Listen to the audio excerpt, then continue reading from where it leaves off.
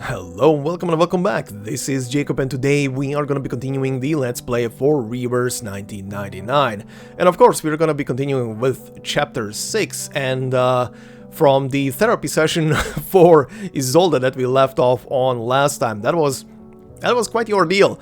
Plus Marcus getting reprimanded a bit for speaking a bit too much about confidential matters about the island, even if it was probably the most banal kind of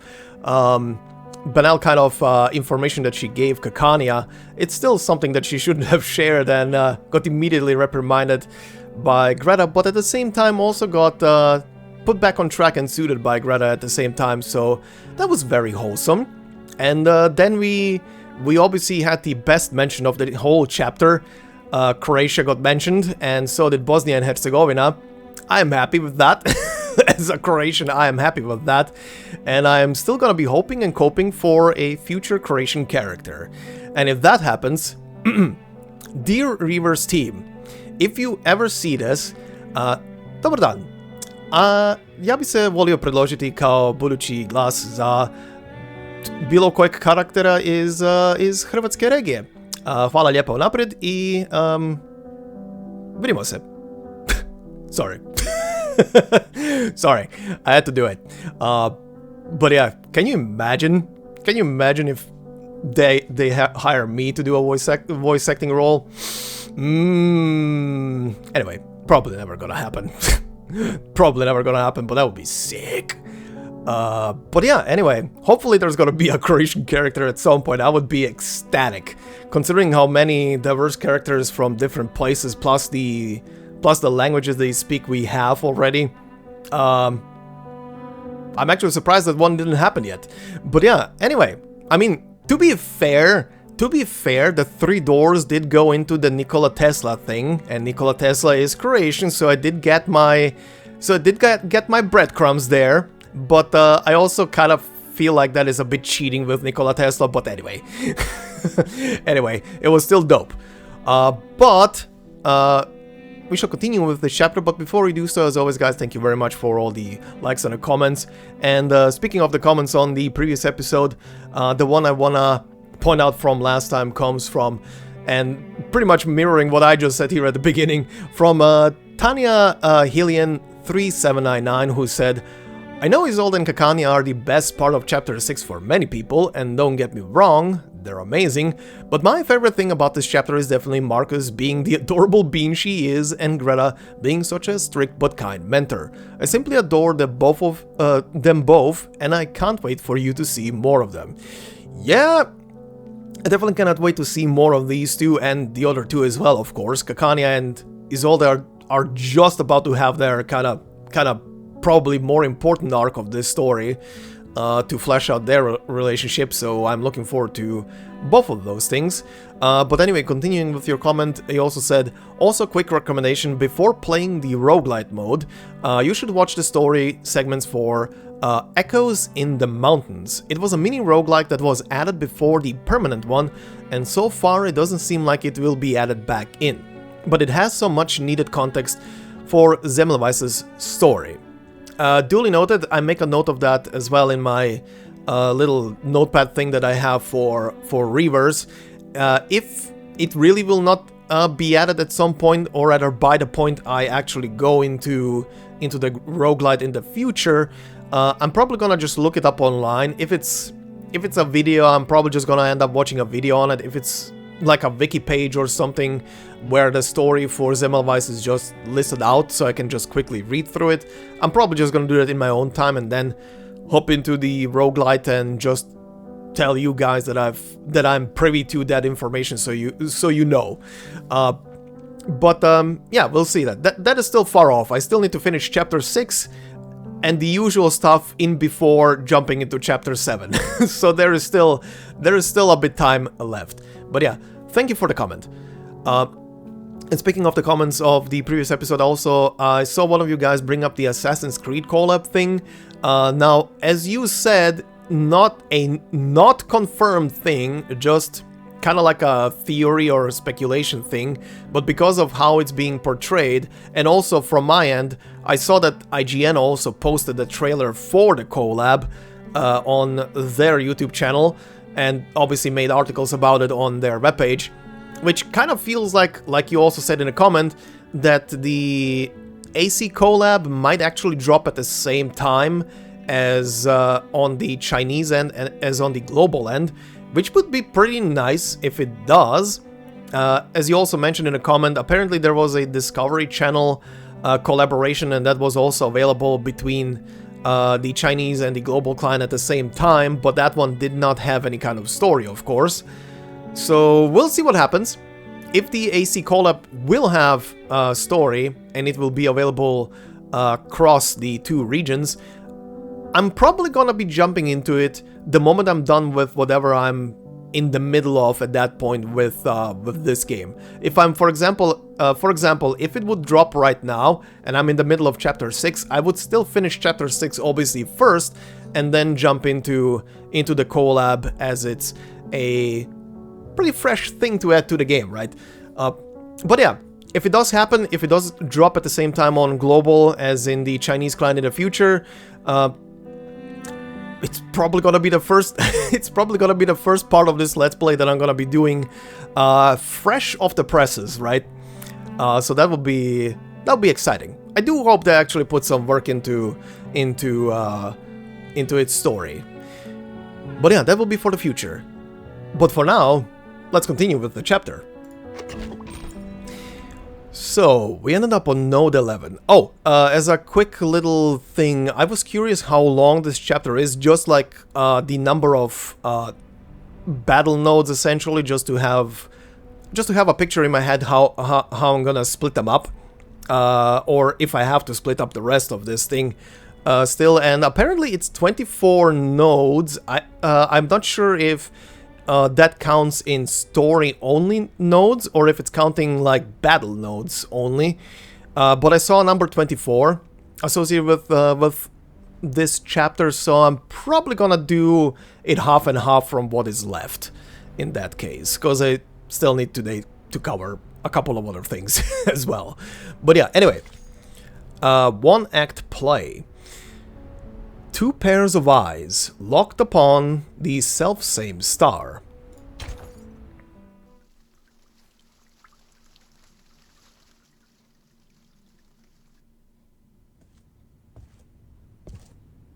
Feeling better now? Is anything still haunting you? Talking to you?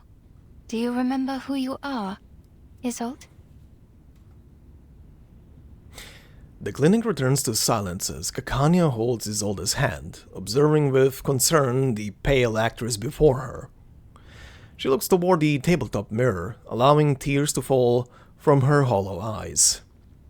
Hollow eyes. Yes, Doctor. I see it now. Aww. That fire. The fire that devoured everything. How could I ever forget? Mm-hmm. The raging fire consumed everything, including Theophil. He was screaming. His mind was already gone before he ignited it all. Oh god, and you saw that? How could you ignore everything with such disregard? Who allowed him to forget with such disregard? Well, I remember it all. I am from a noble family.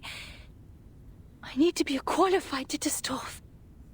An outstanding Arcanist, a first-rate opera singer, a good sister, and a good daughter. That is a lot of responsibility. Never forget my manners, never forget the family. That is a lot of responsibility and a lot of stress. But he got away with it. If Theophil was truly a man of courage, he should have joined the army, or fought a duel with someone. That would have made his death more honorable. Yet, he chose to die this way, after a life of debauchery. She breathes a heavy and bitter sigh, and finally color returns to her face. I'm sorry. I shouldn't have told you that. No. That's why psychiatrists exist. You open up to them, you talk to them, And they guide you on the proper path, at least if it's a proper psychiatrist. You get that off your chest. That's an important thing to do, my dear. It's okay, Isolde. You're doing it right. That's what therapy is for. Exactly. These memories are exactly what we need. What's been deliberately repressed and ignored in the depths of your heart will manifest into words and help you reconnect with your emotions. Soon your symptoms of hysteria will diminish. Yep. Don't be afraid. You can talk to me about anything. In the name of my family and the Hippocratic Oath, I will keep things between you and me. Everything will be a secret. Our secret. Our secret. The woman's cheeks, still wet with tears, reveal a tragic smile, like dew on rose petals. Aw. Klingt wunderbar. Sounds wonderful.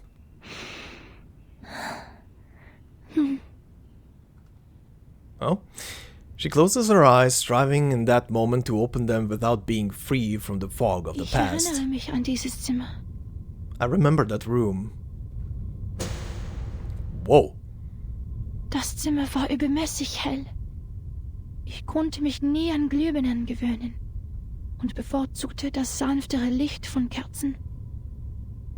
Meine Mutter hatte immer eine weiße Kerze brennen, wenn sie mich beim Zubettgehen sah. The room was excessively bright. I never got used to light bulbs, preferring the softer light of candles. My mother always had a white candle burning when she saw me at bedtime. Was ist mit dieser Kerze passiert? What happened to that candle? Oh boy. Jemand hat sie umgeworfen. Das freche Balg. Mein dunkelhaariger Bruder. Someone knocked it over. That naughty brat, my dark-haired brother. Zündete die Kerze an, setzte das Zimmer in Brand und verbrannte all seine Gemälde. He lit the candle, set the room on fire and burned all his paintings. Rannte zu mir. Sein Körper brannte. In seiner Hand war... Oh god, did he have a gun? He ran to me, his body burning. In his hand was... eine Waffe. A gun. Interesting, in German she said eine Waffe, which pretty much just translates to a weapon.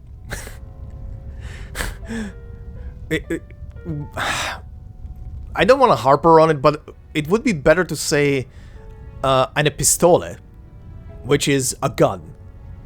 Ich sagte Theophil einmal, But both apply. Kein Genie wie Weininger. Sich eine Kugel zu geben, werde ihn nicht berühmt machen. Nur ein Debüt hinterlässt Eindruck. Die folgenden Shows sind langweilige Wiederholungen. I once told Theophil he's not a genius like Weininger. Biting the bullet won't make him famous. Only in debut leaves an impression. The shows that follow are boring repetitions. Lachte. In der Tat, zu viele haben sich für Ruhm erschossen. Nur durch leidenschaftliches Feuer würde die Welt sich an mich erinnern. He laughed. Indeed, too many have shot themselves for fame. Only through passionate fire would the world remember me. Ich verabschiedete mich von ihm und ging nach unten, um mit den Damen zu sprechen. Blut durchtränkte den Holzboden und tropfte in meinen Becher. Tropf, Tropf, Tropf. Jesus.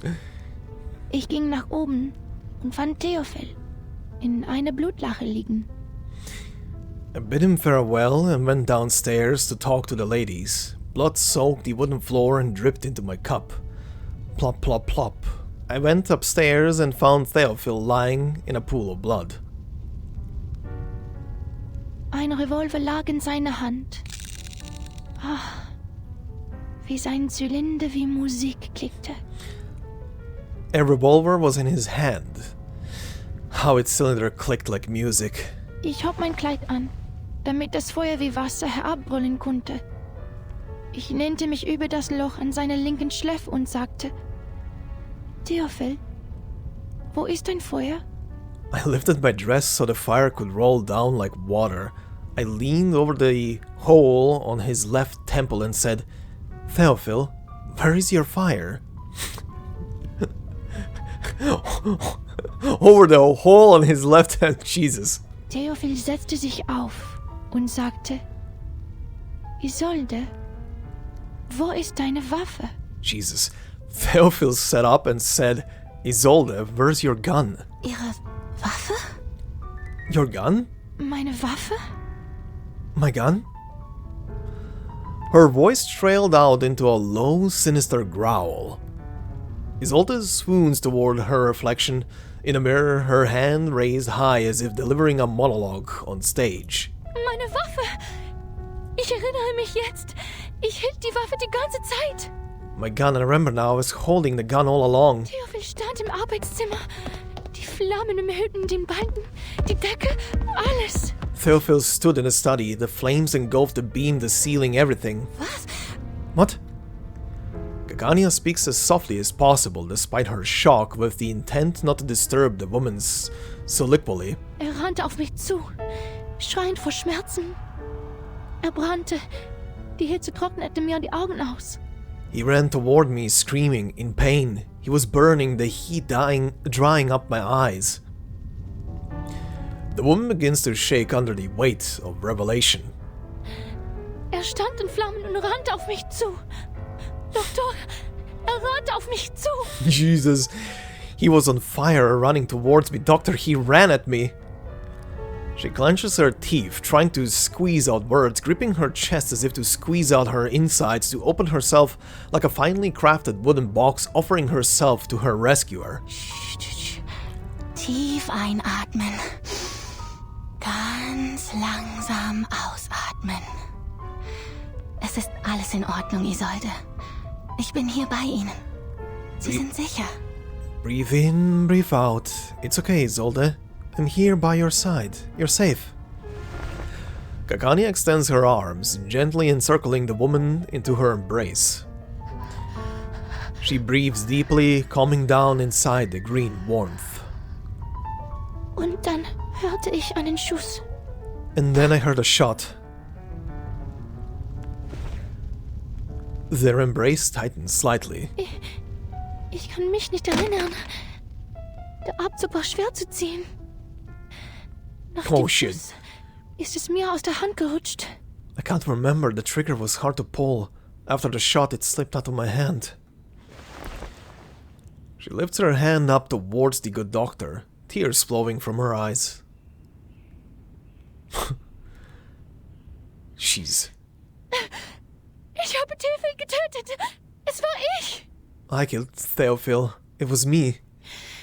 Ich verdiene es nicht, das Recht zu haben, an seiner Beerdigung teilzunehmen oder seine Gedenkausstellungen zu veranstalten. Ich verdiene keine Sympathie und Freundlichkeit. I don't deserve the right to attend his funeral, to hold his memorial art exhibit. I don't deserve any of the sympathy and kindness. Ich hätte in dem Feuer verbrennen sollen. Ich hätte sterben sollen. I should have burned in that fire. I should have died. Alles ist gut. It's fine.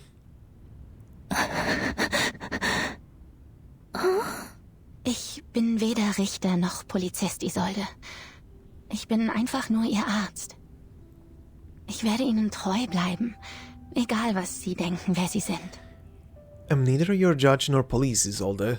I'm just your doctor. I'll remain faithful to you, no matter what you think you are. Ihr Leben war in Gefahr.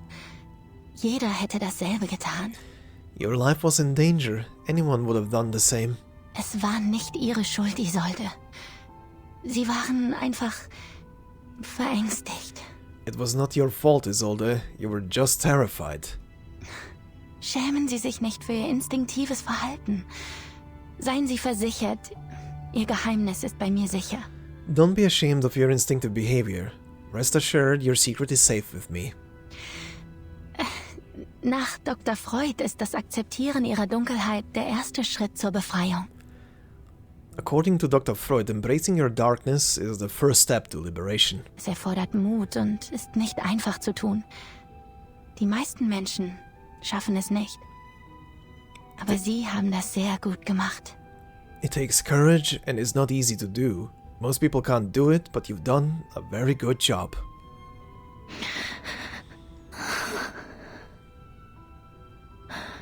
Habe ich eine gute Arbeit geleistet? I did a good job?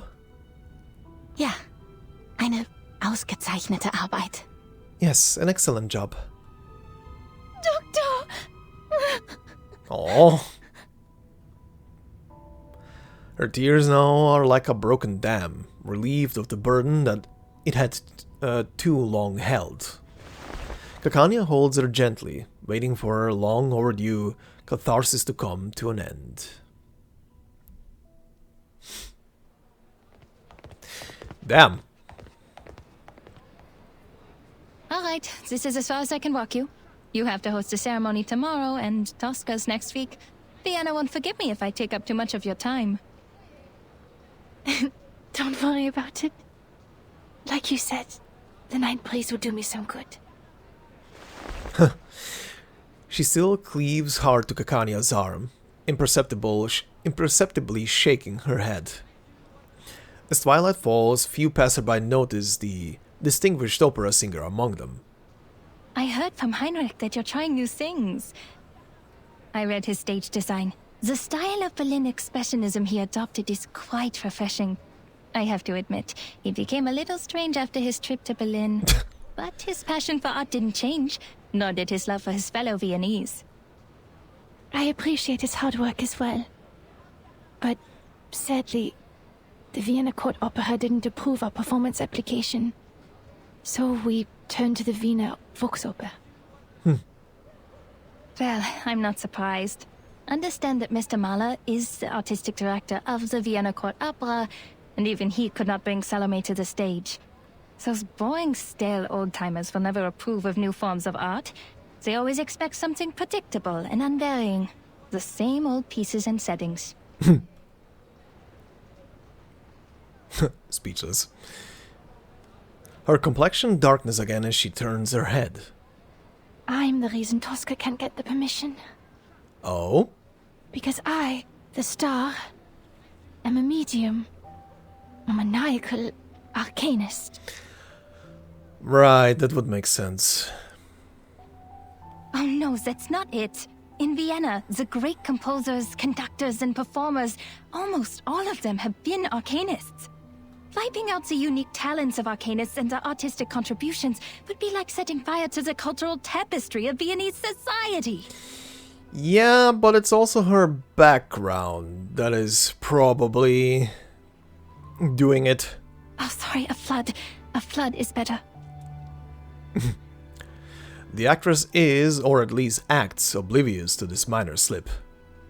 They consider it a desecration of the stage.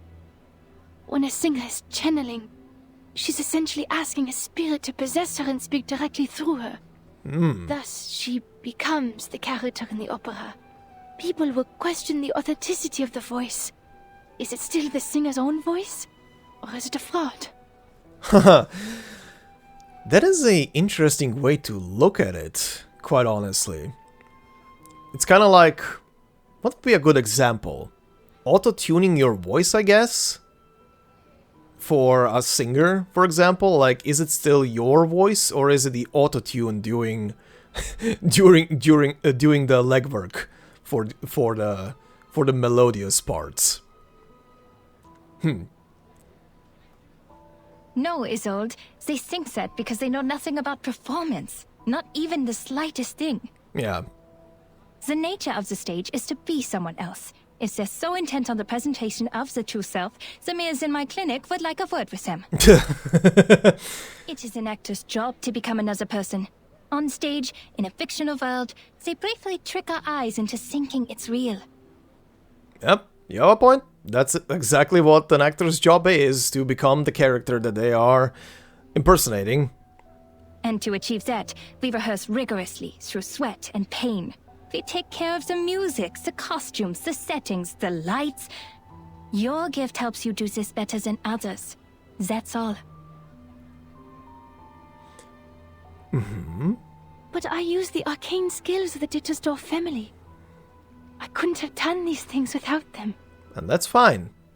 What if an Arcanist's talent for art is also a curse? Maybe I'm just a fraud, Doctor. I'm propped up by my illness, and once it's cured, my talent will be gone with it. I mean, my dear, once you are a bit clearer in mind, your arcane powers will not go away. You will still be able to channel stuff. But, you know, a bit clearer in the head while doing it. Kakania pauses abruptly. Ooh. She turns back, looking at an operatic genius tormented by her own talents. It's not like that, Isolde. Using your talents is not cheating. We're Arcanists, but before we allow ourselves to be defined by that word, who are we, really? If an Arcanist grew up on a lonely island, she wouldn't see herself as an Arcanist, but as a person like you, like me, like everyone. Well said. Doctor. Isolde meets her gaze as the stars twinkle back in Kakania's eyes. But you know, the truth is, when I look at a crowd, I don't see any Arcanists. All I see is our people, with different talents, trapped in life, their selfhoods ground smooth until they're indistinguishable from the crowd. Humans celebrate their flaws, yet they persecute our gifts. Also, very beautiful choice of music in the background.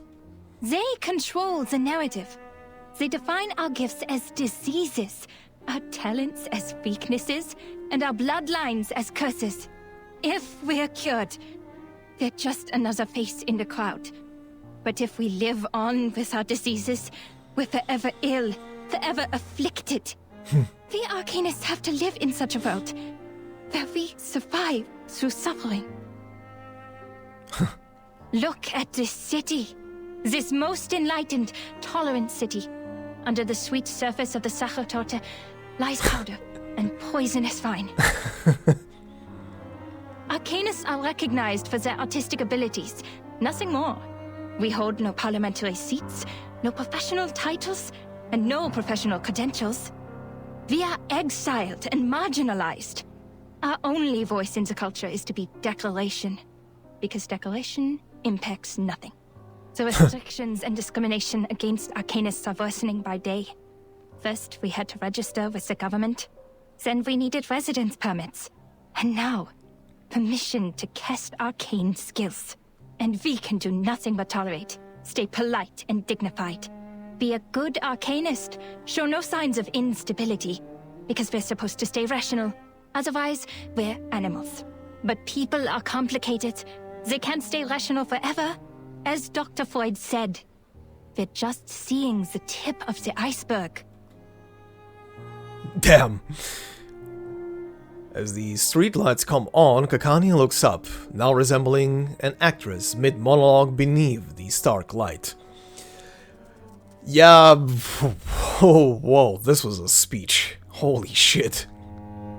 You might be sick. I might be too. But the truth is, this whole society is sick.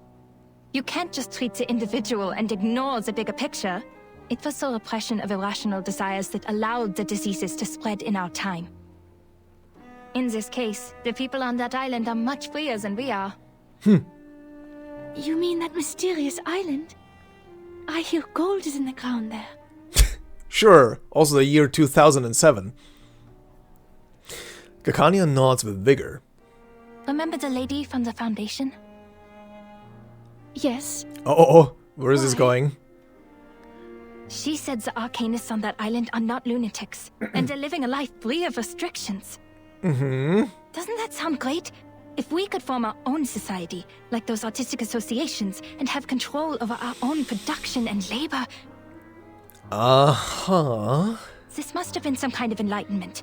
I can almost see it. They'll show us another way of life, a kingdom free of oppression. This is kind of funny. The past taking inspiration in the future. Isn't that kind of like a paradox as well? Maybe? To help them is to help ourselves. And that's also what your exhibit is about. Me? No, I'm not as great a person as you. But you are working for a great cause. The stars in her eyes begin to spread out. Kakania reveals a deep and tender smile. Isolde, my friend, I've shared my dream with you, and I hope one day it'll become your own, until the day when everyone shares the same dream. Our society needs a revolution, a radical surgery. We urgently need a new vision to reunite us at the dawn of the new century. Like the secession in art history, we need a secession of Arcanum to distinguish us from hysterical lunatics, street peddlers, and con artists. We need a new dream, a new saga. We need to reinvent ourselves and become a new people. No more repression, only the full embrace of our primal desires. Kakania concludes her monologue, removing her hat to fastidiously straighten the feathers on top. That's why your work has not been in vain. From Teofil's art exhibition to the promotion of new art, do not doubt yourself. You're helping a great cause. Thank you, Doctor. This is the first time anyone said that to me. I will bear that in mind. Your words in the breeze of night have been stirring. Can you walk with me a little longer? I'd like to hear more things about the cessation you mentioned, so that I can prepare my speech for tomorrow's ceremony. Yes, it is my pleasure. Would you like a walk to the Wiener Volksoper? I think they put up new posters.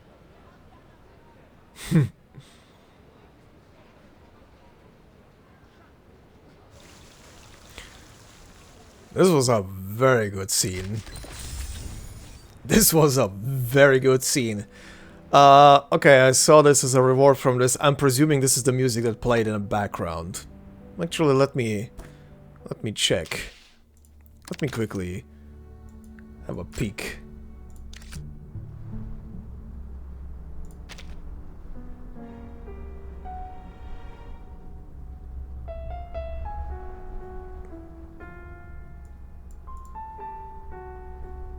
Is it? Yeah, I think it is. Yeah. Okay. Okay, new music. But yeah, that was very good. That was a very good scene. Holy shit. The delivery and everything on it was amazing. Okay, let's see what we have. Trash. Nice. Trash that has lost the protection of a velvet box and leather envelope. Was that a saxophone? Faltering Footsteps, May 26, 1913. We can no longer pretend that nothing is happening here. The world is about to descend into chaos. The upper echelons of the Empire were indeed harboring a Russian spy. Before this, everyone regarded him as a hero of the Empire, but he turned out to be a secret operative, sending his own compatriots to the enemy's guillotine. Who knows how much intelligence he has sent back to Russia? Is our country just a naked fool in the eyes of the Russians? The whole of Empire is secretly in turmoil. Wars are breaking out everywhere. Everywhere. Even in Vienna, one can always hear whisperings of war, and the people no longer have the heart or the mind to appreciate art. The bullets of war have shattered the glass domes of Vienna. The sound of shattering echoes through the nights of beautiful dreams, scratching the phonograph records and clogging the tubes of the horn. Is tonight the last time I will sit in the opera house? Oh, beautiful place, like a mother's womb, only here can my grief and panic about the war be alleviated. Perhaps I should transfer my family fortune, but where to? Or should I exchange it for gold bars and jewels, and hide them in a secret compartment under my bed? It was only 2 short years ago. How wonderful it was then. There was no constant call to war between nations, and mankind was as innocent as Adam and Eve before they left the Garden of Eden. No. I shouldn't make such comparisons. I do not wish to face a fate of eternal damnation. Perhaps all this is just baseless speculation on my part. Perhaps I have been infected by those madmen who fantasize about the end of days. Now, there are few countries that even come close to the Austro-Hungarian Empire, and I cannot imagine scenes of war ravaging Vienna anytime soon. Such a scene would indeed herald the end of the entire world. A fine leather notebook, an expensive gold-plated pen. What's that embossed on its velvet box? Fisher? The good parts have already been ripped off. Damn it. Just leave this broken book in the trash. Okay. Let's see. Oh, back here I see familiar faces back at the exhibit. Let's see. Art exhibition. Art exhibit. Salvation shall be proclaimed. Oh.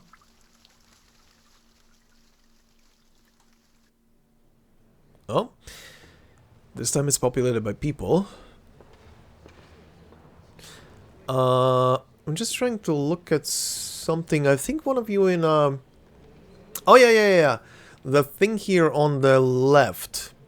One of you mentioned, I think, like 2 episodes ago, like this specific painting here about a knight, and that the gloves and the sword resemble that one playable character, which is literally just a set of gloves, a cape or a scarf, I don't know what it is exactly, and a sword. Kinda, yeah. I can kinda see it. Might be an actual depiction of that that character. Anyway, from a higher vantage, the view is much improved. Reporter of New Free Press, editor-in-chief of The Pan, the founder of Defying. The torch. Oh, that's Aegon Erwin Kish, the reporter who uncovered the scandal surrounding Colonel Alfred Riedel. I had investigated this before. Adolf Loos, the architect. He designed the Steiner house, as I recall. That's Major Maximilian Honge and his wife. Who knew that celebrities like them would visit this exhibition? But they look different from the pictures in the papers. They were younger and less chubby. Has my memory failed me? Or is it because photography is also an art of beautification? Mr. Cole was right. People are flocking to the Secession building to get a glimpse of the new art. I can't appreciate these things at all. And then there is Hoffman. And just, what is art? What is this? Hoffman comments from her typical cold objectivity. I've informed the field agent squad. As soon as Heinrich shows up, we'll get him under control. Alright. Ideally, we will take him away for illegal use of arcane skills. It is the best reason and the least risk. It also complies with the laws of this time. If Menace Vindictae is behind all this, they will show themselves for sure. The squad will assist us with the perimeter by then. Marcus, your mission is to watch everything closely. Heinrich could be disguised and hiding in the crowd. Also keep an eye on the Menace and the rituals. That's what we were originally here for. Sure, easy. Leave it to me. I won't miss a thing. Nice. The bean is on the job. Marcus takes a deep breath. Oh, she's doing the thing again. Marcus takes a deep breath, seeking a clear moment before diving. A starburst of information floods into Marcus's eyes, reeling across her mind with 1,000 pages at once. The world has always been a book to her. Mr. Thomas, the representative, is talking to the ladies about Expressionism. His parents did not foresee the success of Impressionism, the works that made no sense but became priceless on the market. Again, her skill is just so stupidly broken for like a real life purpose. Holy shit. Also a very big intrusion of personal information, but anyway. That's why his generation overcorrects their aesthetic standard and pays compliments to any art they don't understand.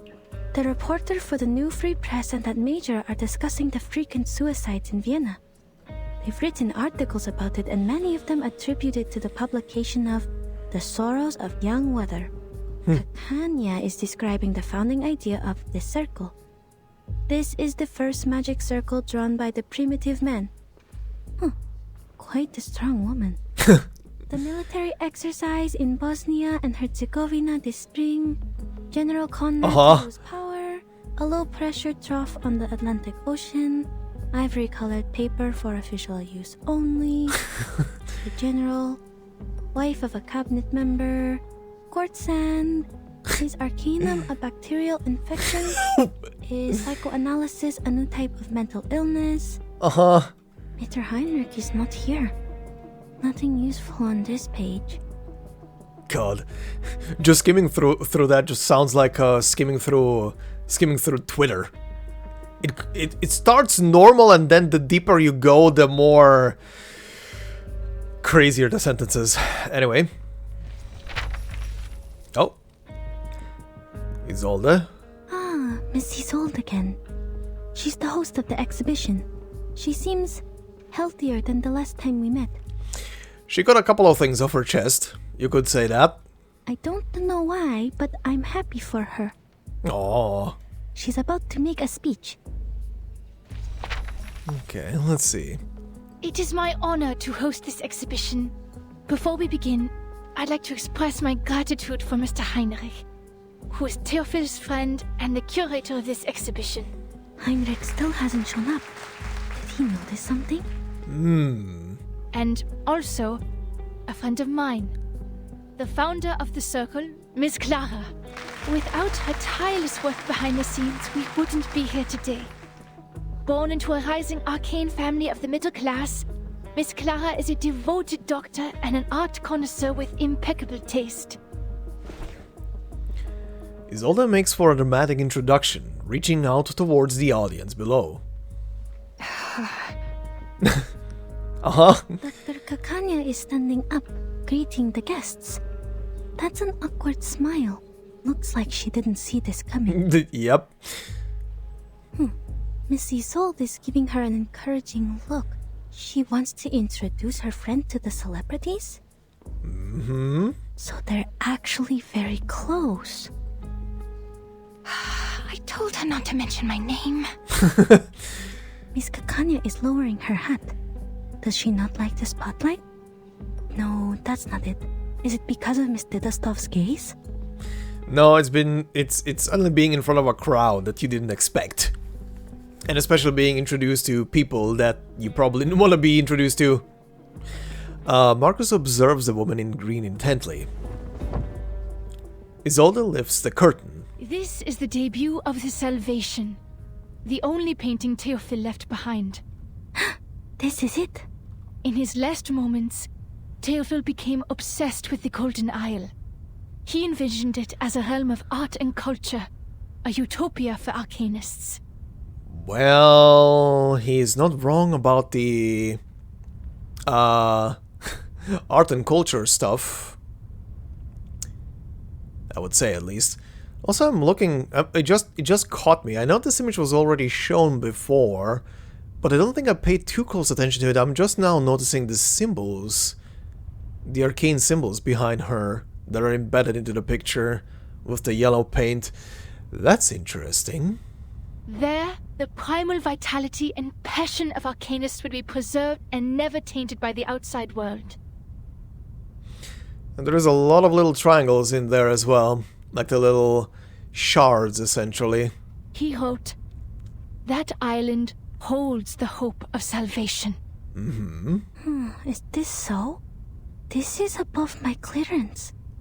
Sounds like everyone in Vienna has their own interpretation of the island. Ladies and gentlemen, your attention, please. We are forming a committee to petition the Empire to cease its attacks on the island. Huh.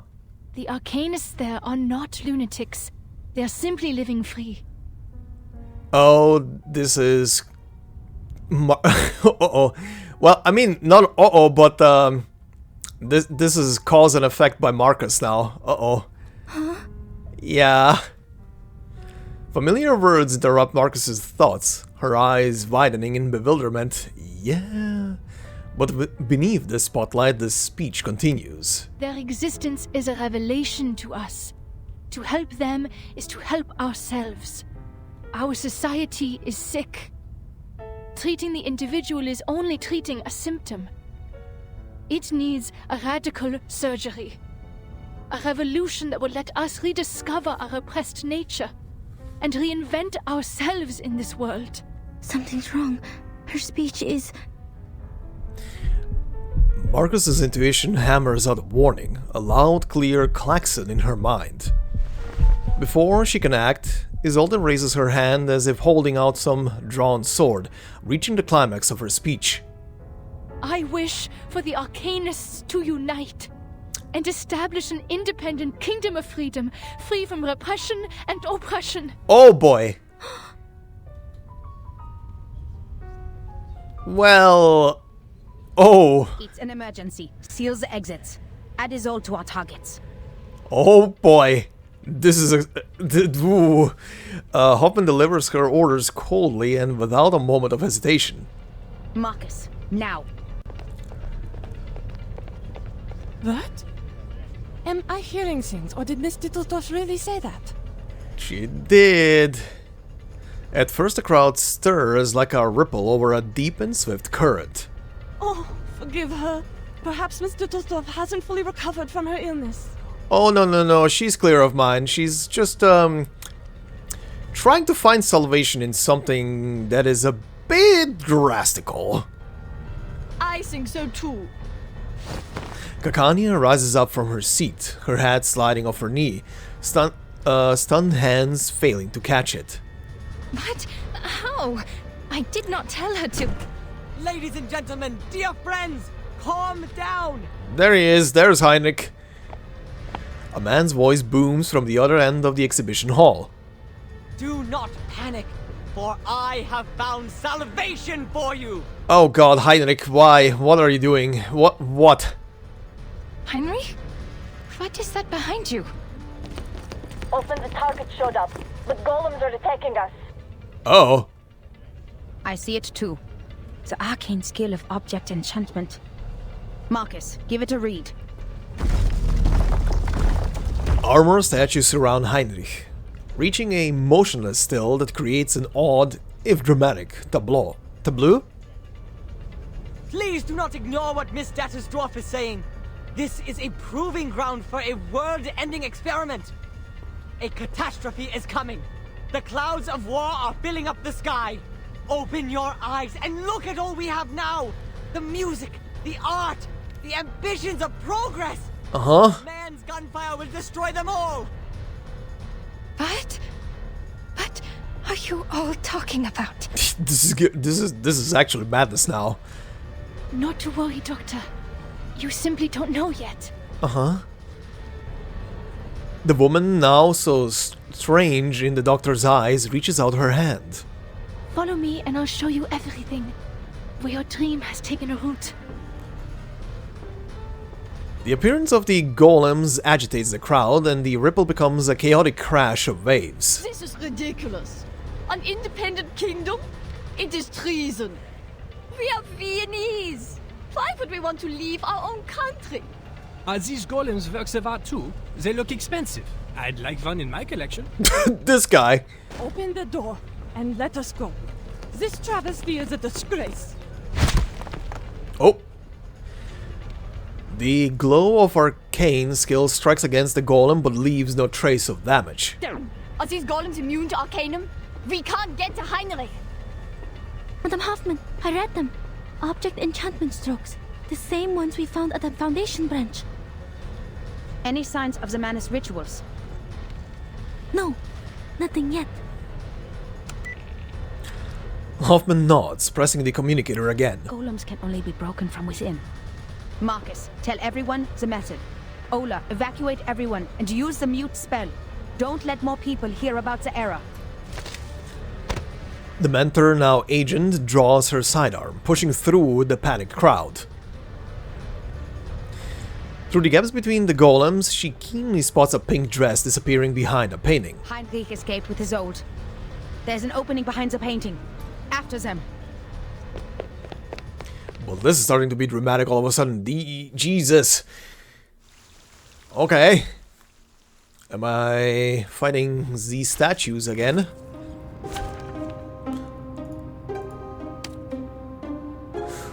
Oh, no. This is different. Prop wand. A prop wand enchanted by Heinrich. Every story needs a touch of wonder, and this was created to provide just that. Heinrich, an art lover, but what else? Every spectator wants to see a more realistic, more astounding spectacle. This is a wish he has fulfilled for himself. Prop armor. Prop armor enchanted by Heinrich. It has seen glorious battles and thunderous applause, but now there is no more music, yet the effects of what it will experience next will be more real than anything before. Okay. Proper battle. It seems you're ready. Let's do this. Mine to judge. Oh, and he pieces out. Okay, so this is not gonna be the fight against Heinrich yet. That will probably come. That was certainly a choice. Loading. Charging. Our blood will burn. Faraday's miracle. Aim and shoot. Resistance is futile. Resistance is futile. Rotten luck. Can I get a turn, please? Thank you. Ow! Barrage. Madam Hoffman, are Oh. you all right? I'm fine. They have escaped the tunnel. Stop the chase. Let's not cause any more disturbances. This is strange. What is it, Marcus? This tunnel leads to the Vienna branch of the Foundation? Huh?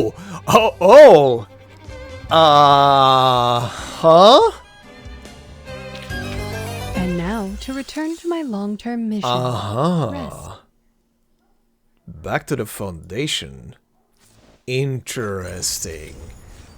Do we have a rat on the inside or something like that? What's this? Shoeshine Boys. Shoeshine Boys? Several boys rubbing their shoe polish in their hands over and over on a towel. Invite you to sit down. Accept. Come, sir, put your feet up, please. I'll wipe the dust off your shoes, and we can even talk about the opera if you'd like. The opera, yes. Isn't it just all over the posters in the streets and alleys? Isn't it just, sir? Please, just a few more coins, sir, so that I can afford a ticket for tonight. Oh, of course. I understand, sir. I know all the lines of by heart. Oh, I cannot read this. No, I'm trying to attempt it in my head, but I would have to hear it first. No, I learned that of a kind gentleman outside the theater. Actually, I want to know what this is saying. I'm very curious. Alright, yeah, so the sentence is from a... I'm guessing it's from a French opera? I guess. Okay, I'm gonna do my best. I'm always open to try and say something I'm not used to saying, especially if it's in another language. I mean, I do that all the time with Arcanists and them using different languages, so let's just give it a shot. I tried this a couple of times. It's gonna be the most broken French you've heard in your life, especially if you're French, so apologies in advance. But anyway. Pourquoi faut-il coller de sang de Monsieur la Serma Sherma? I think that's how you say it. But anyway, it translates roughly, at least, to why must fate put her there in my path? Very on point with that one. Anyway, continuing. You must try the Zahatorte. We say this to every tourist. Of course, how could I recommend it to you if I hadn't tasted it myself? Rest assured. Look, sir, I bet you don't even recognize your shoes anymore. I can even see my face in them. I've polished them so hard.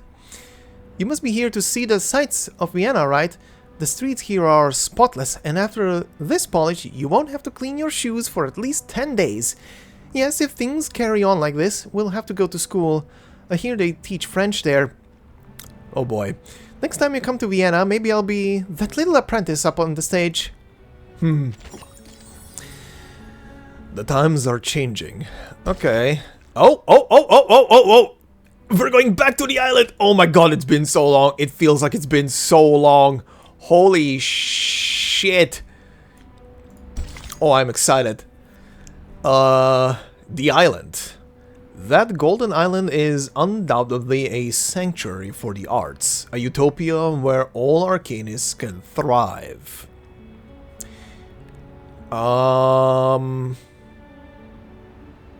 Who is this? That I definitely feel like I... Is this gonna be Vertin or is this gonna be, Miss Manus herself? Who is this? This seems like a new person. I don't remember this peon. Anyway, let's see. Oh my god, what happened there? You guys literally got bombed the last time I saw you. Guest room island. The low stone table is ill-suited for writing, but there is little choice for the moment. Thank you for your mediation within the committee. I think you're right. Sending more people to the island will only exacerbate the trust issue. They don't trust us. And that's what Arcana wants. Things have just got better. And we can't let anything else upset this delicate balance. I think...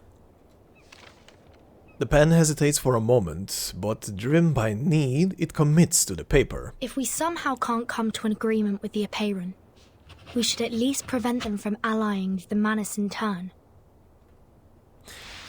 The letter lingers dangerously on her fingertips.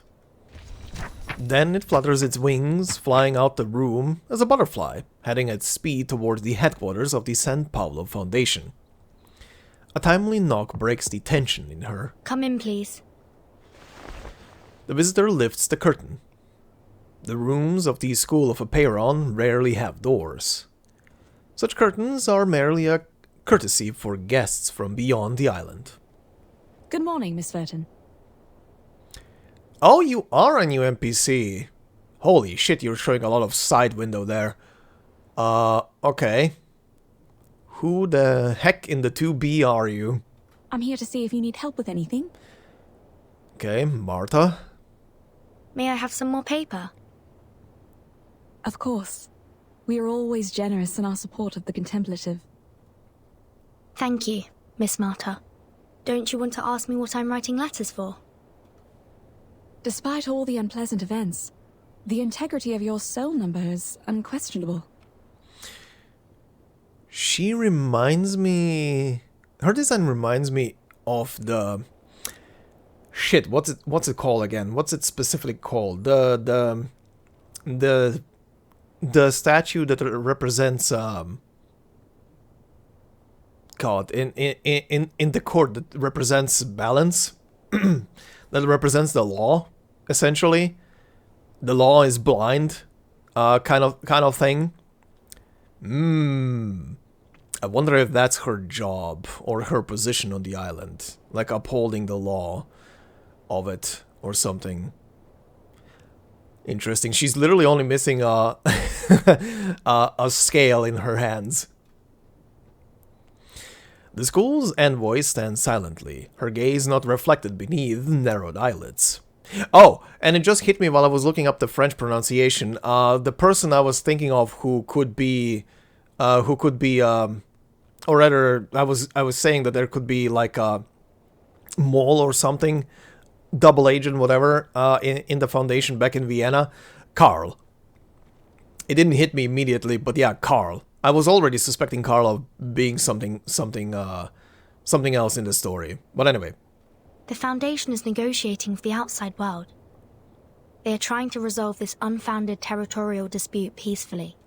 We've yet to reveal the coordinates of the island, and don't want to exacerbate the conflict. Could you convey our sincere intentions? You're such a young girl. Yet you sound like an official. Oh, she went through things. She sighs resignedly. But I'm just a practitioner without a number. A roamer of turbulent times. I haven't been on this island much longer than you. Huh, interesting. I will send your message, but I'm not the one who makes the decisions. It's just, from what I know about the teachings of Apeiron, what you're striving for is not of their concern, Miss Vertin. I don't understand. All that is trivial in the phenomenal world is the trivialist of trivialities. That is a sentence. All that is trivial in the phenomenal world is the trivialist of trivialities. A wind blows in from beyond the void. In the direction of the sea breeze... Oh, the music is going back. Oh, it's been a while. One can see that the beach has been restored as if it were new, no longer bearing the scars of battle that had littered it only a short time ago. Huh. Interesting. Okay. If the emanation arrives, everything will be washed away. Wars, disputes. Their number one priority is how to find salvation, once and for all.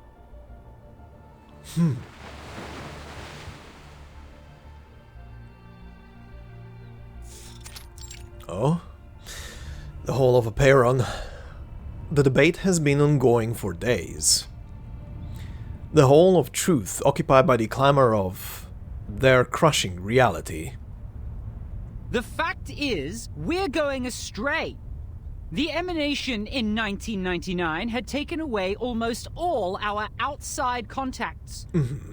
Ever since the incident 4 years ago, we've been cut off from the outside world and have become an isolated island in the emanation. You're not the only place. And during these 4 years, no research on the emanation progressed. In the end, the theoretical study of its patterns was proven completely wrong. How long should we sit idly by? Until the humans take over our island? No matter who revealed our coordinates, be it the Foundation or Manus Vindictae, someone should be held responsible. Maybe it was you because you wanted to prove a point, who the hell knows? I somehow highly doubt that it was Manus Vindictae who gave away the position of the island, despite them being like the antagonists. 37 is the one in charge of studying the emanation. Save your questions until after she wakes up. 6 is treating her now. Okay, she's fine, but unconscious, I guess? Also, talking about the decisions made 4 years ago is meaningless now. What's more, the Foundation is not hostile. They helped us minimize the damage from the reveal. Manus Vindictae has also given us constant material support since that difficult time 4 years ago. Huh, okay. 37. She's just a child. Can't even handle her own business. Ever since she brought outsiders to the sacred place, everything has changed. You, Misbeliever number 3, better shut your mouth. You know you're judging a child in a coma? Even if 37 did something wrong, she's certainly paying for it. Believer number 4? I'm putting you on my list. Those gathered glare at each other from the edges of the room, seething with anger. Far from their formal votes, awaiting the casting of stones, the debate has yet to even produce a clear topic of debate. The pursuit of truth of days past, now muddied by the dust and blood of the phenomenal world. Don't get angry. What 42 is trying to say is simple. Oh, hello, Daddy. Even if the emanation will take away the human army, when is it coming? Now that our model has failed, how can we be informed of the next emanation and act accordingly? If pure theoretical research is doomed to failure, and if we must look outward, how can we restore communication with the outside world? Do we stand with the Foundation, or with Manus Vindictae? How about you stand with yourselves? A clear voice of opposition rises from below. 210. Your words are provocation. Are you saying that we should stop being neutral and get involved in the endless faction disputes? This is against what Apiron stands for. I mean, he does have a point, but you guys will have to choose on your own, I guess, if you do wanna take a side. I can't agree either. The truth is supposed to keep us off the Wheel of Birth, not on it. I was just interpreting what 42 had in mind. Moreover, we're already caught in the Wheel of Birth. Human weapons were undeniably dropped on our island before. The tragedies it caused and the thirst for justice will only keep us trapped in this cycle. But what caused this cycle to begin with? Brothers and sisters, you are blinded by the shrapnels of that conflict, and you're missing the essence. Listen to me and I will tell you. Cut to the chase, 210. It seems you're the one blinded by your own rhetorics. Who can get me the stone clock on Six's seat? I'll clobber him myself. Damn. The rhetorician taps his forehead mockingly, ignoring the dissatisfaction of his cohorts. The original cause is the failure of our research on emanation. Our excellence comes from our beliefs. Once the truth fails us, the foundation that sets us apart from the world will also fail us. However, my people of great wisdom, forgive me for imagining a worst case for you. We believe the book of nature was written in the language of mathematics, and every number is a transcendental existence living in the kingdom of eternity. Math is the path to truth. The calculation of math patterns has led us to pursue the fundamental knowledge of the world, the origin of Numa. But what if the supreme existence has no pattern at all? What if the ebb and tide of Numa is chaotic and irrational? An uproar ensues. 210, are you denying our beliefs? No, he's not. Are you saying the results we've achieved are just coincidences? Could be. The fundamental theorems of ancient mathematics? The applications and improvements from modern mathematics? The mathematical laws in atomic clocks and leafination? I mean, a lot of stuff from math was, in history, really discovered by accident, I will not lie, from what I remember. There was even... What was it again? There was even something recent. I don't know if that was math related much or not. I can't remember what it was about. Something. It was part of some experiment. Wrong numbers were supplied, but something was still discovered. I can't remember what exactly it was. It's been a couple of years. And every prophecy of emanation that were proven correct, were they all just a collective dream of ours? Well, like I said, I was just imagining a worst-case scenario.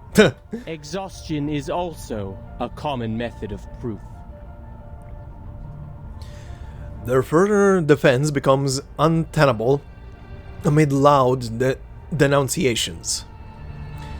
The calls rise one after another, bouncing against the stone walls of the hall and reaching the ears of listeners outside as an echoed cacophony. Please help us, O Apiron. Correct the errors of our souls. Bring us back on the right path. Harmonize our spirit with the flesh, our will with life. Avoid sedition from a city. Purge sickness from the body.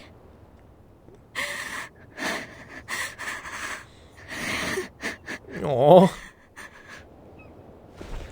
Sophia wipes away her tears. A flock of seagulls flies over the beach. They circle and dance in the air with an unusually delicate grace, more like butterflies than birds. They don't look like seagulls. Or am I mistaken? The corrector moves forward, stepping into the crystal clear sunlight, where the red wax seal of the St. Paulo Foundation express letter is clearly visible. Are these all from the outside world? What's happening out there? Huh. A shit ton of letters have arrived. I guess. Okay, 37 is still alive, but is in a coma. Oh boy. Oh, back to Viennese stuff, huh? Okay, well that's interesting. Hopefully she wakes up soon and is gonna be fine. Let's see.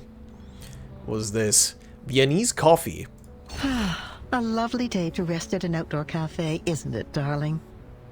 Everyone working here is a capable server and knows how to address you properly with my lady. My lady. Tips Fedora. I'm here for one simple thing. Information.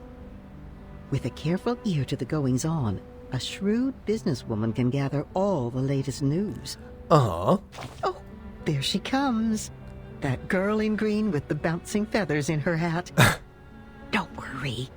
She can't hear us from here. Okay. I know her. Of course you do. Isn't she our lively little cockatoo?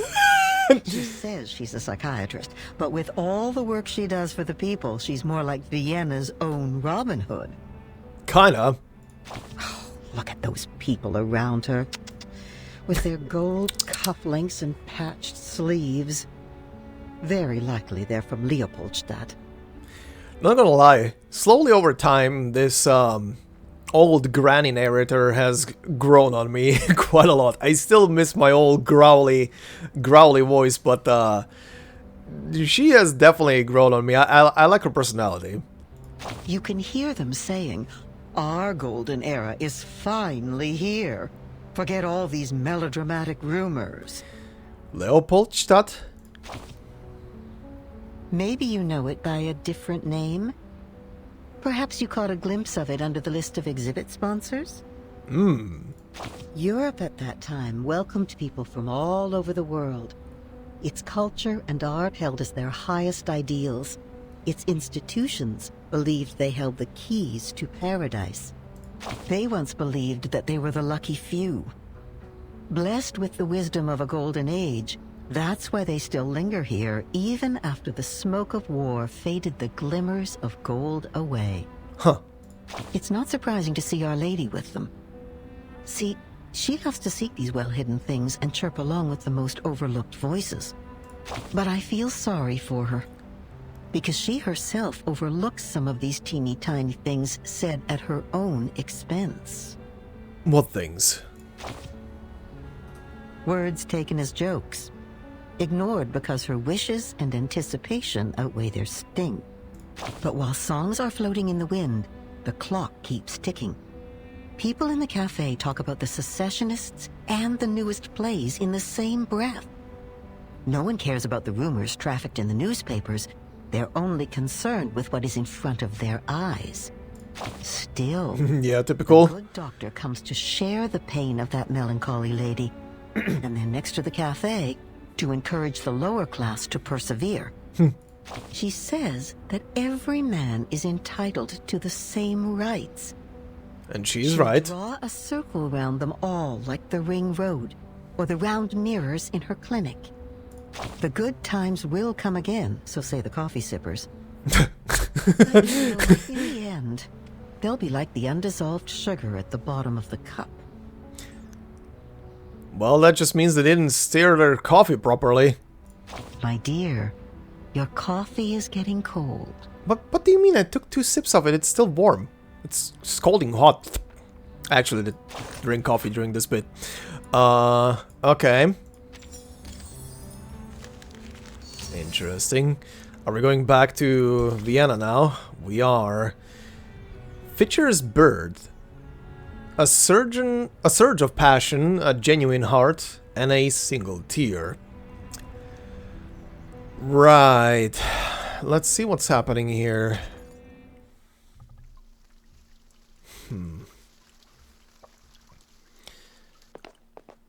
What is Isolde doing?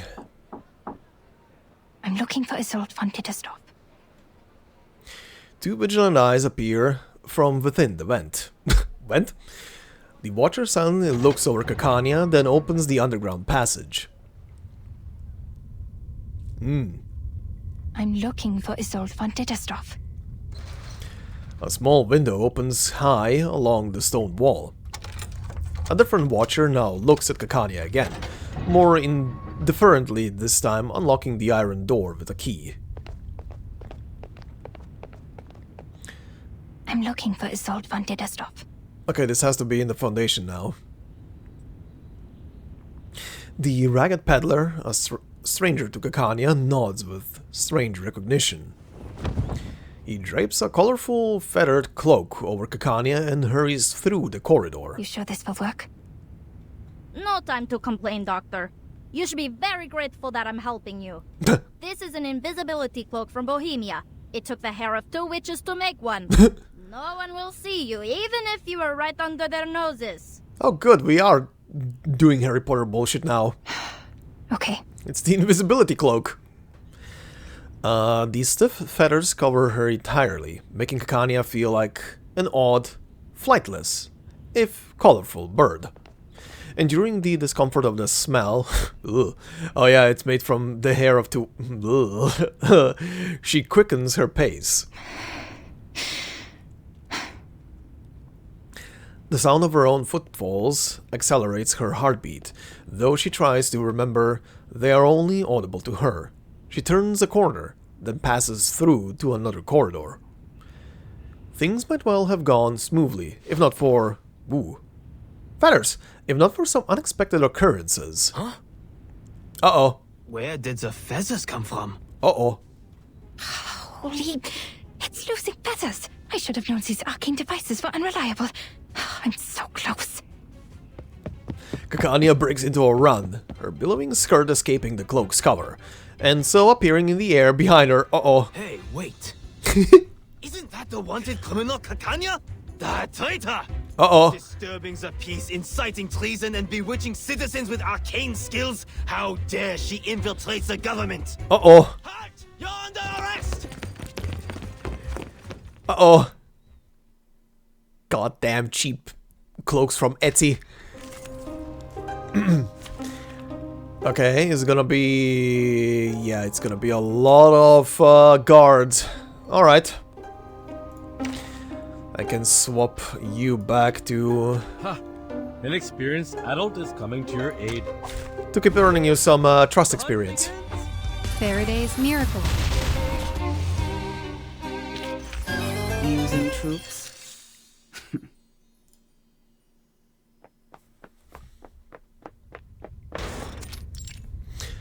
Empty room foundation branch. Kakania slams the door shut, barricading her pursuer behind her. The room she finds herself in is oddly spacious. A graceful figure emerges out from behind the bookshelves. Doctor, you finally come. I've been waiting for you. Isolde drifts towards Kakania like a wisp, as if not fully real. For so long. Was your journey here safe? How have you been? That's an interesting analogy. Kakania can't help but step back cautiously. Isolde, what is going on? What have you and Heinrich done? Why did you say that at the exhibition? Who were those people helping me on my way here? What's with the golems, the secret tunnels, and that turmoil? You vanished from the exhibition, and now the Circle is considered a treasonous organization, and our members are now wanted. Yeah. Newspapers are criticizing us. The New Free Press called us treasonous and naive, like a teenage runaway. And now the Circle has become subversives, and I'm wanted. They even thought the chaos and subsequent turmoil were planned by me. This is not why I founded it. And now you invite me here, claiming to have found the way to realize my dream. You're confusing me. Are you still the Isolde I know? You... Please listen to me, Doctor. I've been meaning to tell you from the beginning. Uh-huh. But Heinrich stopped me and told me the exhibition was a better time. He said your dream is a dream for everyone. Oh boy. And that's why we should announce it in front of everyone. Oh no. You've been told some crazy shenanigans while you were in your crazy mindset. By Heinrich, weren't you? I should apologize. I did not see this coming. I have discredited you, and you have every reason to hate me. She poorly hides the disappointment from her face, building as the light in her eyes dims momentarily. But worry not, Doctor. I give you my word. Soon you won't have to worry about anything. These people don't understand your dream, and they won't become your allies. But we are different. Who is we? Manus? We? She furrows her brow, mulling over the word with full weight and prudence. The mister who sent me your message. The people showing me the way. All were unfamiliar faces.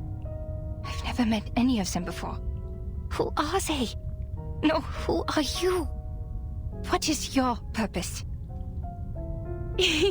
Doctor, it doesn't matter, Doctor. No, it kinda matters. What matters is that we share the same dream with you. We long for the same paradise as you do. Who is we? I will ask again. That glorious kingdom of freedom. Oh boy. She steps toward the void again with staged emotion. Her smile as beautiful as it had been in any performance. Isolde, are you seeing illusions again? Oh, is she maybe possessed currently by a spirit? No, Doctor. I'm completely cured. You healed me.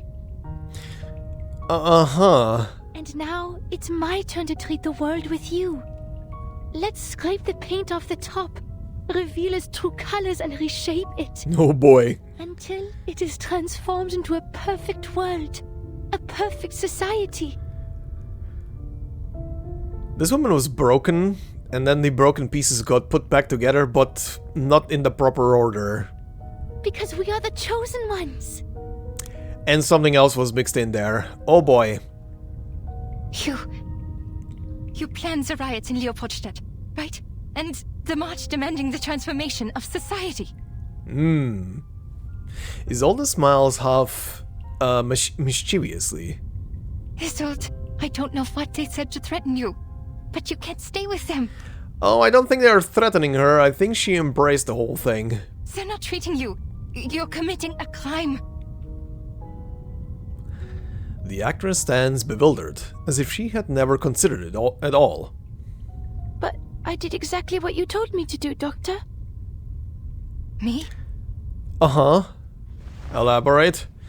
Isolde takes light steps, retreating but not turning. Es warst du, der mir gesagt hat, mich nicht länger zu unterdrücken. It was you who told me to stop repressing myself, to release my inner desires, and to be sincere, to be free.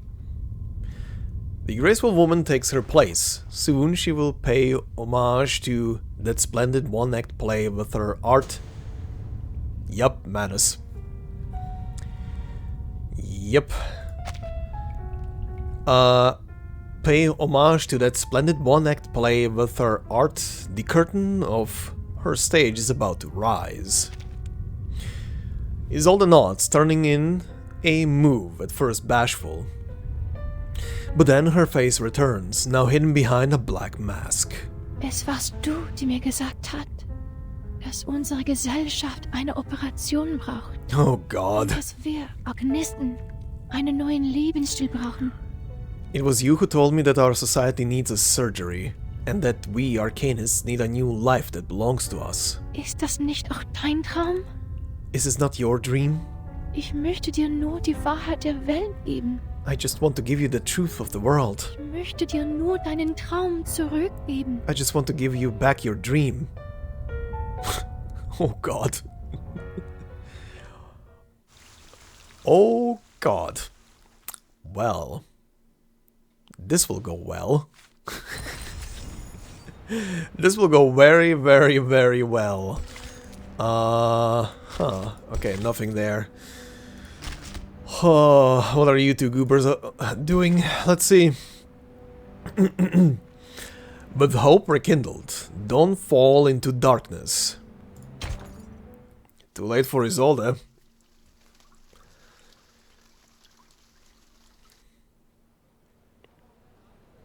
Burn these letters, Marcus.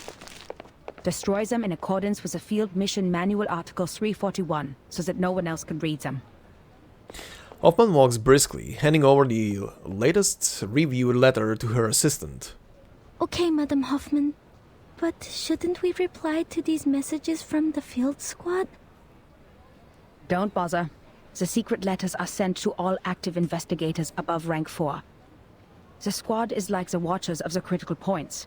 They collect and record every event different to the ones in history and report to the Foundation. These incidents will be the index for evaluating the stability of the current era. In other words, the more reports they send, the more unstable the era is. Huh. This keeps every field investigator up to date on the situation so they can plan their next move. In the past, we have seen too many tragedies caused by a lack of information. But now, our own task is more urgent. Hoffman bites her lip, rushing Marcus around the corner. Recent events have added a few more strands of white to her hair. The Circle publicly committed treason. Isolde and Heinrich disappeared. Kakania became wanted. The Leopoldstadt riots and the march of the lower-class Arcanists may be directly related to them. Yeah, she's on it. Heinrich and Isolde's speech is like the spark that ignited the powder keg that is Vienna. The riots have been going on for days. But why was Miss Kakania wanted? She has just been caught in a crossfire. She didn't act out of line in the exhibition and seemed totally unaware of the speech. All she had was the book which didn't belong to this era. Clearly, Heinrich didn't tell her a thing. It is because she is the known founder of the Circle, and a middle class with no background. This is good news for us, Marcus. We can start with Kakania. They did protect her from being wanted, which means she has not been fully assimilated into this elite group of nobles. Mm-hmm. How typical of Manus Vindicte. We need to find her fast. Luckily, the spider tail you put on her is reacting. Nice. Oh. Uh-huh. Stones creep over the top of her head. The investigators turn back in shock. The statue standing at the entrance of the Foundation's Vienna branch has just been shattered to pieces. Oh! A hysterical laugh can be heard, booming from the 4th floor window. Go to hell, you dirty, disgusting officials! Oh boy. For a kingdom of freedom! It's getting nutty! For a kingdom of freedom. Shoot, they're attacking the Foundation branch? Focus on what's important, Marcus. Someone summoned a bunch of critters on Kerpenstrasse. They're coming this way. Uh-oh. Critters, huh? Regular critters? Oh, what a distinguished gentleman. Refined group bunkle. A group of critters that mimic human customs. A scholar once argued that the act of these critters criticizing each other's appearance is proof of the superiority of human society. Oh, what a distinguished gentleman. A refined carbuncle, a critter that mimics human customs. Every proper gentleman knows that a neatly groomed and precisely trimmed beard signifies refinement and class. And this carbuncle is certainly no exception. Okay, and rioters. Oh, this one is also different. A fervent and angry rebel. He believes he can find everything he needs in the Kingdom of Freedom. Everything except his boss, bankers, and a life of monotony. Refined Lord Bunkle. A critter that perfectly mimics human customs. Even the most discerning of human gentlemen cannot find fault in its manners. And it has always taken great pride in this. Oh, good. Program activated. I love the top hats. This one is... wow. This one is cute. Alright. Aim and shoot.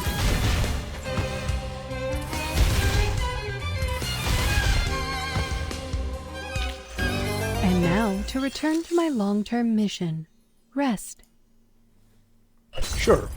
After we're done recording. You okay, Hoffman?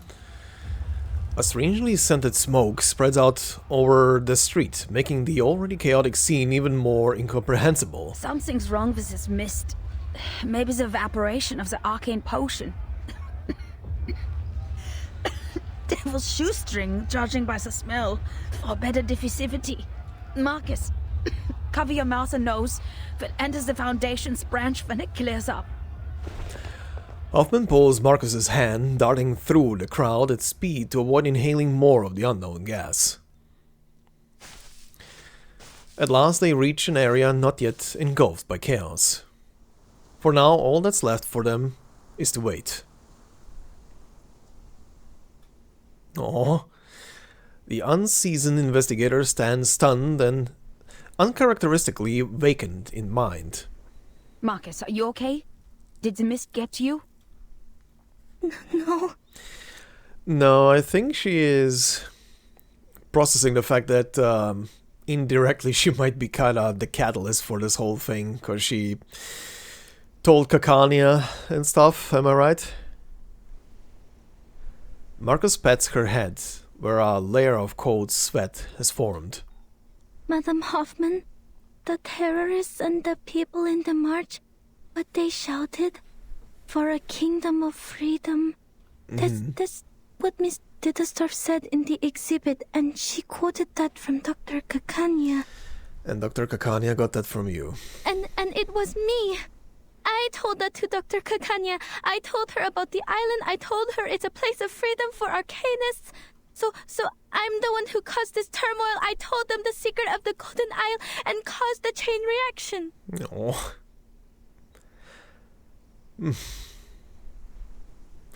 Hoffman seems to have neither words of comfort nor criticism planned. She bites her tongue in her mouth. Marcus, meanwhile, collapses slowly to the ground as she holds her head. I didn't listen to you. Oh. I'm too reckless. I lack rational thinking. I'm unstable and out of control. And the one thing I can control, my arcane skill, didn't help at all. You vouched for me and appointed me to the field mission from the headquarters, but I... Maybe it is like what you said. Hoffman rubs her temples figuratively, ignoring the now pale complexion of her subordinate. Maybe you did play a role in this era, causing a butterfly effect in history.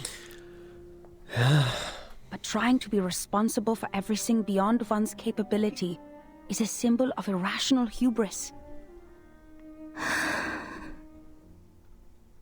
First of all, creating chaos in this chaotic time is more than easy. Just look at all the frequent ethnic conflicts, assassinations and espionage.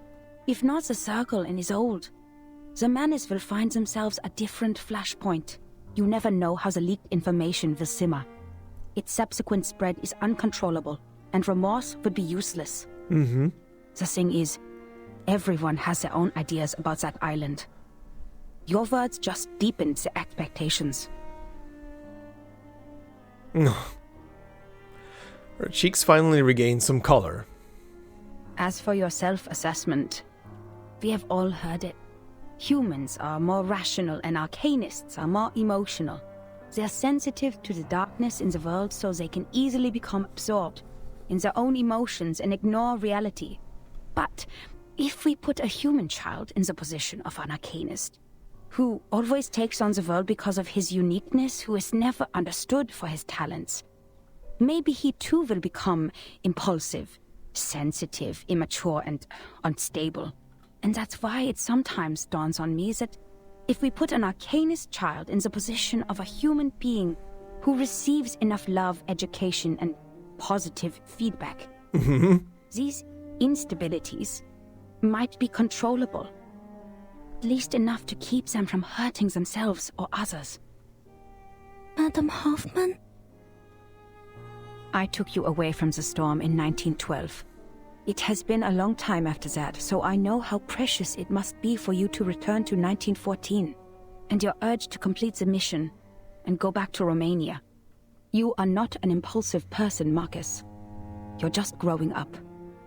And you do need to grow. These two. Hoffman brings her hand to her mouth, coughing softly and hesitantly. As for appointing you, it was by my own will, because the age of humans has come to an end. The age of humans is ending? Marcus staggers back to her feet. Contrary to her expectations, Hoffman's expression is unchanged, as if she is merely stating an established fact. If the eras keep on regressing, human technologies would fail to accumulate. Meanwhile, arcane skills that depend largely on the individual's potential will shine. In this war of reversals, futures and time, it is you who will survive, not us. And that's why sooner or later, you'll have to go at it alone. This is the most rational assessment I can make for the continuation of civilization. Rational. But I've been doing my best to be rational as well. Even though I keep reading and practicing information analysis, I can't make a choice. What if I make a wrong choice? What if there's no right answer? What if I never told Kakania about... Enough. You're getting carried away. There is nothing mysterious about rationality. It simply guides us out of confusion and straight to the essence of things. The essence? The reason why we're doing a job here is simple, Marcus. Arcanists keep going to the menace. It's because they can promise the salvation while we can't. Therefore, decoding their immunity ritual against the storm is top priority. If we can't, being isolated on a small piece of land, we're bound to meet our end in this temporal catastrophe. We're not the only investigators sent by the headquarters. So our mission is to collect every clue left by the menace and send them back to La Place. Everything else is secondary. Marcus presses her lips tightly, not wanting to speak. She takes a deep breath following Hoffman's words, and they step out of the darkness. She can do nothing more than focus intently on their current situation. Madam Hoffman, besides finding Miss Kakania, there may be another way.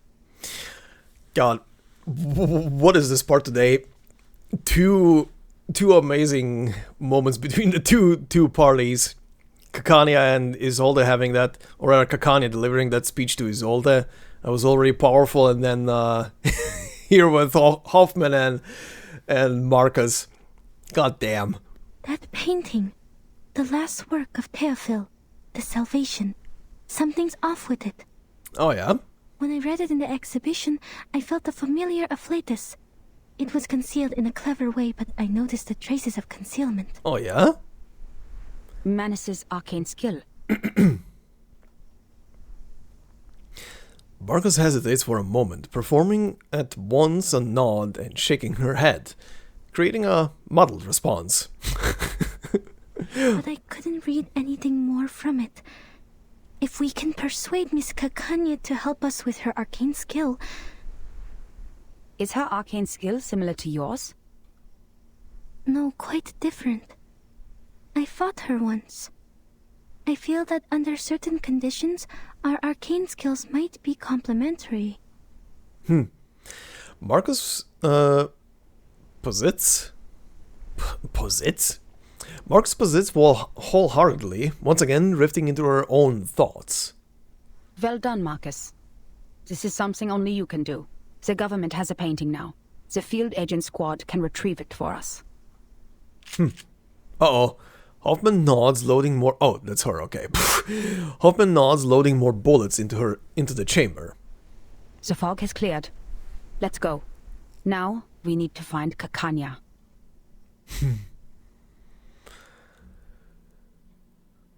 Oh boy, this is going in directions. But yeah, well, what two amazing moments in this part today. Holy shit. Oh, time to do the talky talk before we do anything else, it seems. Let's hear it. The night before the gunshot. Darling, did you hear that? The sound of a match scraping against the box, igniting in a dark, silent alley. And then, boom. War, like an unstoppable train, hurtles down the track with its passengers vanishing in the thick, black smoke. In the train, the elderly tremble in the corner, and the infants babble dreaming. Oh, but the only young man aboard is filling coal into the furnace. Meanwhile, another train is hurtling down the same track, puffing the same black smoke. Alas, the two trains are destined to collide in a war to end all wars. Who are the passengers on the other train? Pay close attention. You'll see the banner reaching out above their train, and the bloodstains on it. Next, let's turn to where the train departed to find the source of everything. Rewind the clock to before the whistle blew, before the furnace ignited. And then, child, look somewhere far from here. In the Schönbrunn Palace, where the fine gentlemen of Austria-Hungary eagerly plan the extension of their national borders. But the Habsburgs value their honor so much that first they must find themselves some excuse to cross that border. Yet in another land, a humiliated people were gathering in secret. Their blood as hot as fire, ready to burn anyone and anywhere it was splattered. Fate drove an open-topped car there, carrying an ill-fated couple. Their presence, a crushing indignity that could not be endured. An avenging bullet was sent to them as a gift from a luck-struck patriot. In a moment, each party was granted their long-sought excuse. Boots had their excuse to kick down their doors, and guns their excuse to fire. Yep, one bullet and all hell broke loose. A yearning furnace at last had its reason to burn, to steam toward its final destination. My dear, it's not a story of hatred or anger. The footprints were laid down before you ever stepped forward into them. Fresh-faced boys traded books and toys for rifles, and poets were buried in trenches, musicians deafened by explosions and the howls of death. But those war starters? Those who doodled their ambitions on maps while supping their dessert would lose nothing in their gamble. The dew-fed river would still flow, and the facades of their great palaces would never be chipped or rocked by the guns they set off. Nothing stains their hands, save the cream from their cakes. Is there nothing we can do to stop all this? Perhaps we wait. Wait for a pouring rain to douse the fires. A flood that might sweep the armies, wagered like betting chips from their maps. I mean, even if you would stem and stop the war from happening, God, what would be the repercussions for the future in that kind of case? That would shift time massively. Then, perhaps, that car will turn and the fated dead will come back to life. But you know that will not be how the story ends. Yep.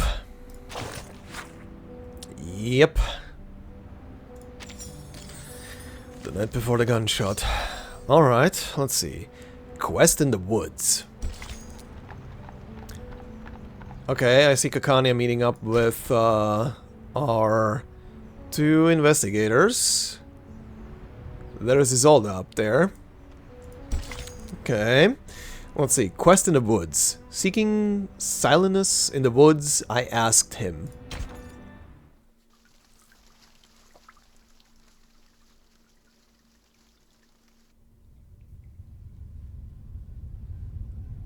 What are you talking about? Storm? The war? I don't understand. She knows everything. Kakania covers her head, retreating backwards. If that's true, then the world we are living in, the era, and the people, everything will be destroyed in the near future. Outside, the thick smoke of the riot rises. Far away, the windows of the cafe are shattered by debris, and people scatter in all directions. And in the distant grand halls, and in the exquisite mansions filled with roses, the waltz of the great empire continues to play. Only the chosen ones will survive the storm. What about the others? Millions out there have never even heard of the storm. Yes, only the chosen ones will survive the storm. This is a trial, Doctor. Sure. She remains smiling and calm, like an uncanny portrait of her former self. A person Kakania feels she no longer knows, or maybe never did. A trial? Then who started it? Who decided the standard? You? Or the so-called guiding one? God? Or the supreme existence? Who gave them the power to decide the fate of others? Who allows such absurdities to happen? The writer of this game? Sorry. She steps forward with each salvo in her barrage of questions, voicing the confusion burning in her mind. What is the past with the right order? If time just keeps going backwards, when and where will it stop? To a time when man did not exist? Or to a time before civilization? Yeah. Good question. Then why did we write poems, pursue art, and develop civilization? Why did we try so hard to make progress? What was the point of it all? Her chest heaves like a burning furnace, rage red hot in her face. Meanwhile, the delicate figure ahead only slightly furrows its brow. I don't understand, Doctor. It's very easy to understand. You're just not thinking clearly enough. The cold face tilts as if taken with genuine bewilderment. Why are you so concerned about the others? Huh? Kakania suddenly feels a chill rising from her hands and feet. When we reach the new world, we can fully realize your dream. We will create a kingdom of freedom for everyone. Yeah, you are mentally checked out. As for the embers of the old world, they are like a tumor that should be removed. I care about them. Oh boy. Tumors that should be removed? Oh boy. She is very gone. Kakania watches her bow. She remains standing on the stage. Isolde gently lifts her skirt, swaying her body as if dancing, her voice melodious as if singing. Oh, okay. Very interesting tune as well. No one else hears the silent waltz she's dancing to beneath the drumbeat of explosions outside. Look at this painting. How chaotic it is. Look at the repression in the darkness. Look at the beasts in the people's hearts. And the maggots under the golden surface. I listen to them as they listen to me. The shadowy echoes inside the skulls. The cacophonies of chaotic colors. The smudges on the canvas of rationality. And the filth in front of magnificent boulevards. I will say though, she is amazingly crazy. And I appreciate this. This is one of those types of crazies where I'm just like, yeah, this is giving me shivers. This is a person that will either be super hard to showcase that they are in the wrong, or a person that is just so far gone that you cannot pull back. They were excised, suppressed. The top paint scraped off and replaced with an empty, monotonous white. Yet, in the end, they will be released to the fullest, to everything. She spins, performing the steps of her waltz, her skirt tracing a circle as demure as the satin shoes on her feet. As she dances, a close, cacophonous roar rises from the window. Downstairs. Is that an explosion? You... The dancer before her suddenly seems more dangerous than ever, but her feet are stuck, as if coated in resin, unable to move a step. Theophil has left. He shone like a star in the end, just as he wished. But the rest of them, with their rocks and shattered windows, are still left to struggle. Oh, the music is getting louder. If only I could help them, just like how I helped Theophil. What do you mean you helped Theophil? Is that how she sees what happened? She smiles, an arc filled with saccharine pity. You didn't hear him. You were not there. Oh my god. He ran at me, stuttering my name. Every inch of his skin was ravaged by flame. So much pain. So much spectacle. Uh-huh. I need to get water, but he was already on fire. Uh-huh. And the only water I found was in his skull and veins. Oh my god. She suddenly stops as if the music score has reached. Uh-huh. Isolde's arm extends straight. Her thumb points up. Her index finger extends forward pointedly. Her forearm lifts into a shooter's stance. Oh boy. Reach the rest. Okay. Bang.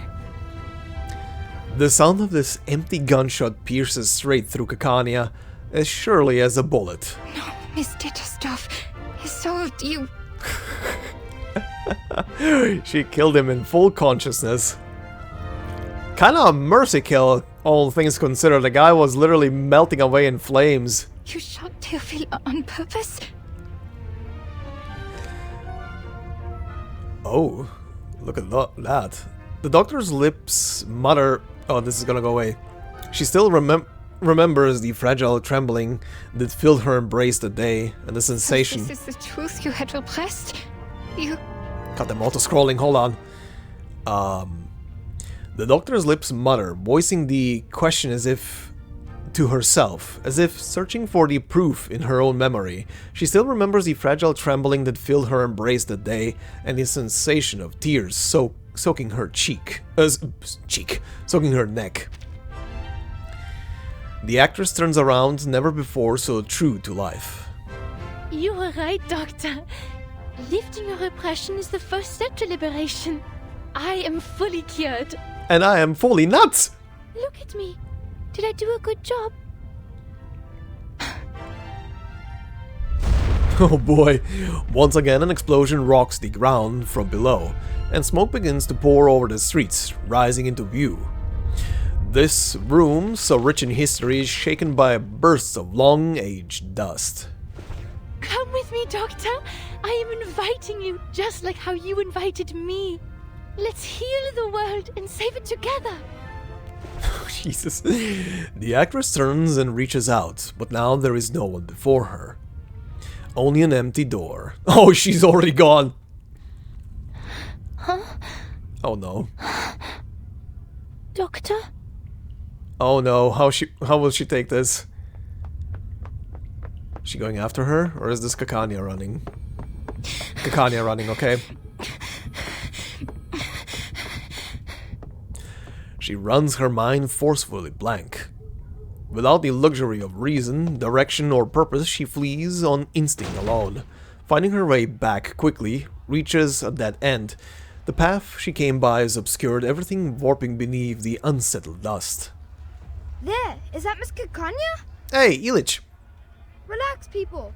Miss Kakania is on our side. She has helped us a lot. Illich? Behind Illich stands a throng of bizarre figures. Immigrants without resident permits, workers who can't pay their rent, farmers who have lost their land, traders who can't afford their wares, critters with nowhere to go within the city. What are you doing? A gentleman from America said we could do something big here. So I gathered everyone. Oh. We will march down to the Kietenstrasse, to the Vienna branch of the Foundation. Our slogan will be, equal rights and freedom for Arcanists. How American is that? Oh boy. The peddler feigns a smile, yet his expression remains spirited. He seems to be quite a big shot with wads of cash in his pocket and reliable connections in the government. Uh-huh. He said we no longer have to worry about the residence permit and the Arcanum license after this job. Why am I starting to feel like this whole shtick is just to weed out Arcanists that are against the government and just have a very easy way of getting rid of them? No longer. Kakania chews on the words absent-mindedly, but the hopeful figure immersed does not seem to notice. Aren't you coming with us, miss? This kind of activity is your favorite, isn't it? Hey, where are you going?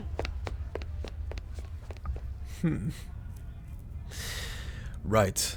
Where are you headed? Dr. Kakania, isn't this exactly what you've always been so passionate about? Doctor, isn't this exactly what you've espoused, just put in practice?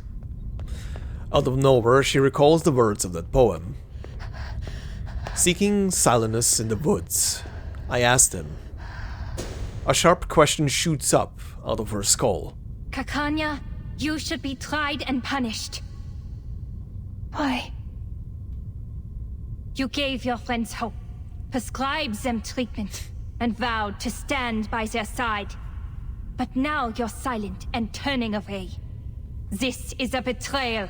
You betrayed your patient. You ran away from your kind. You are unfit to be a psychiatrist. You are not worthy to be a human being. What am I supposed to do then? My patient, I never figured out her true thoughts and feelings. And my fellow kinfolk, they were innocent and unaware of the manipulations of the influential. Even I was in confusion.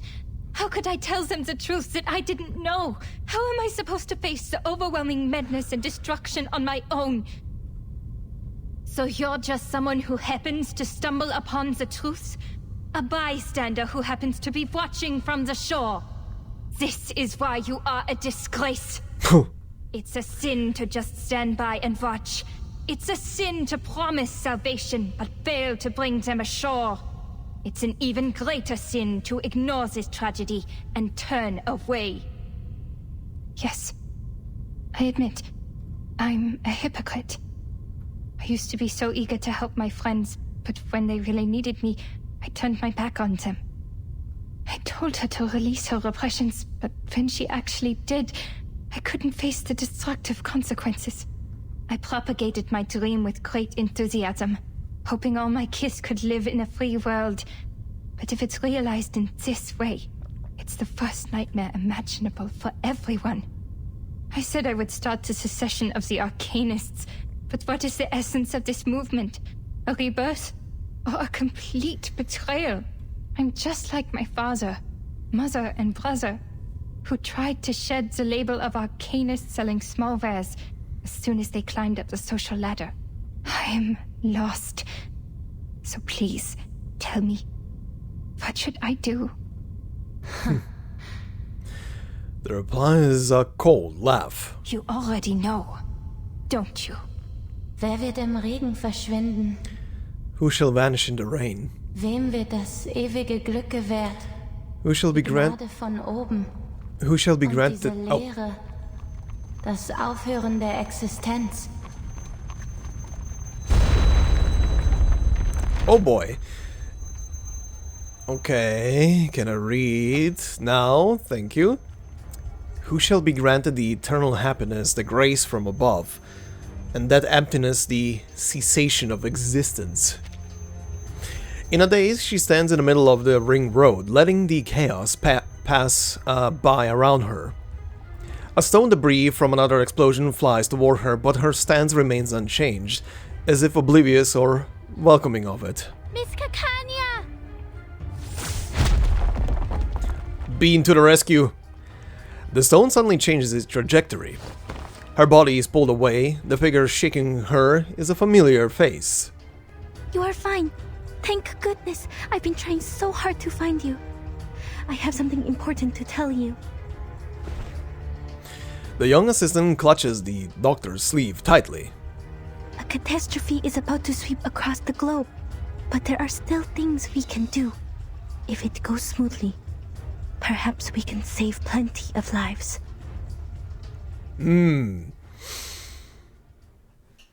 Okay. What's the plan? Let's see. Oh, there's another mandatory thing. Is it just a battle? Yeah, it's a trial. The roaming rascal. They strut and swagger, apparently not considering the possibility that they may soon be facing the real thing. Defeat them. It's the distinguished gentleman. Why is this empty? Oh, maybe that's why it's empty. That's an interesting selection you're giving me. Huh. Okay. I'm here to help. This trial is mine to judge.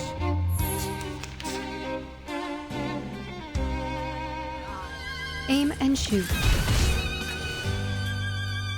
And now, to return to my long-term mission. Rest. Okay. Like straying locusts or strangling rats. Weak and exposed. Rip. Alright, let's see. Art above all. Oh, well, that's interesting. Isolde on stage, and I see Kakania and Marcus in the audience. With... I'm guessing Hoffman? Let's see. And now the most anticipated performance. Oh boy. Oh boy. Vienna People's Opera. The field agent squad cannot make it this time. They have a more urgent mission. But the Vienna branch already requested support from the army, even though we haven't told them what is happening. They are irritated by the blatant attack. We'd better use the power of the era now. Hoffman clips a Laplace-issued communicator back on her waist. Only one question remains. Is the source of this intel reliable, Marcus? Are Isolde and Heinrich really playing in the premiere of Tosca? She questions her assistant, but her gaze is fixed on Kakania, who sits there idle, in thought and action. Yes, it may sound a bit absurd, but that is Miss Kakania's inference. It is you who asked for cooperation. I've done what I can and told you everything I know. She hangs her head, her voice uncharacteristically dispirited. Unless the show is cancelled, Isolde will show up. She is a perfectionist when it comes to her work. If she shows up, so will Heinrich. Neither of them is under bounty, and the upper class loves her performance, so it's not hard for them to guarantee a show, even in these troubled times. I know her well. She will be there, if I know her as well as I think I do. Yeah, we'll see. Kakania says nothing more, and her eyes fix on a curtain, locking into a trance. The opera is about to begin. The audience pass through the aisles and take their seats on the soft chairs. Madam Hoffman, what mission is the field agent squad dealing with? Marcus speaks up, trying in the manner of her books on conversation to ease the momentary awkwardness. Assassinations. There has been an outbreak in the Empire over the past 3 days. They are sent to guard the important people. We're out of manpower right now, so don't expect any backup. But don't worry. We don't need to capture or defeat the menace, just focus on the original ritual. Put your own safety first. Understand, Marcus? Marcus signals her understanding. Once again, she dives into her read on the interior of the Vienna People's Opera. The audience is bigger than the tickets sold. I counted the seats in the balcony and the gallery. There are still too many people in the main hall. Are they all staff of the Vienna branch? No. No. This could be the doing of Manus Vindictae. What are you laughing at? That's you, Miss Foundation. You have no idea where you are. This is Vienna, the city of music. And this is Isolde and Tosca. People are crazy about them. I bet they would even stand outside the railings if standing tickets were sold. And when it reaches Act 3, they would fling themselves over the edge, crying, "Oh, Scapia, avanti Dio!" Hoffman's brow hangs heavy with vigilance. Don't get what you're saying, but it sounds even worse than Manus Vindictae. Oh, Hoffman. I collected information about this opera.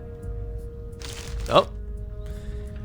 Marcos hands off another stack of material to her mentor. Rome, 1800s. Painter Mario Cavaradossi and singer Tosca are two lovers. Cavaradossi has been arrested for helping the fugitive Cesare Angelotti, former consul to the Roman Republic. To save her lover, Tosca turns to Scarpia, the chief of police. Scarpia has coveted Tosca for a long time, so he proposes that Cavaradossi will be freed if Tosca gives herself to him. Tosca submits to him, but when he tries to embrace her, Tosca stabs him in the heart with a dagger. For heaven's sake, how did you make that sound so boring? Because she's Hoffman and she's German.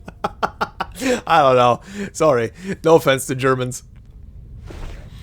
Kakania stands up, unable to bear the indignity any longer. She reaches out, snatching the stack. I don't think you should read the script ahead of time. It takes away all the surprises.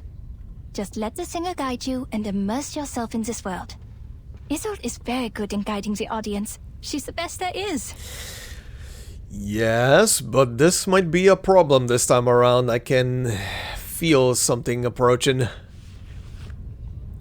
Kakania grips the script tightly, ready and willing to defend her beloved play. As a seancer, her incredible arcane skills allow her to act like the characters themselves on stage. She can do all kinds of voices, even those that seem physically impossible. When she does this, she becomes a completely different person, taking us to a world beyond reality. It'll feel like witnessing a miracle firsthand. Yeah. She realizes her behavior is, for the moment, quite grossly inappropriate. Kakania slings back down and removes her glasses, holding them in her hand. Sorry, I got a little excited. Look at that, portrait without the glasses. So, this is how much I looked forward to this opera. Yep. She trembles as her hands reach up to grasp her forehead, her voice falling into a sob. Marcos hesitates, but eventually reaches out, placing a hand on her shoulder. Aww. I'm sorry. I know you still see her as a friend. No, I'm just thinking.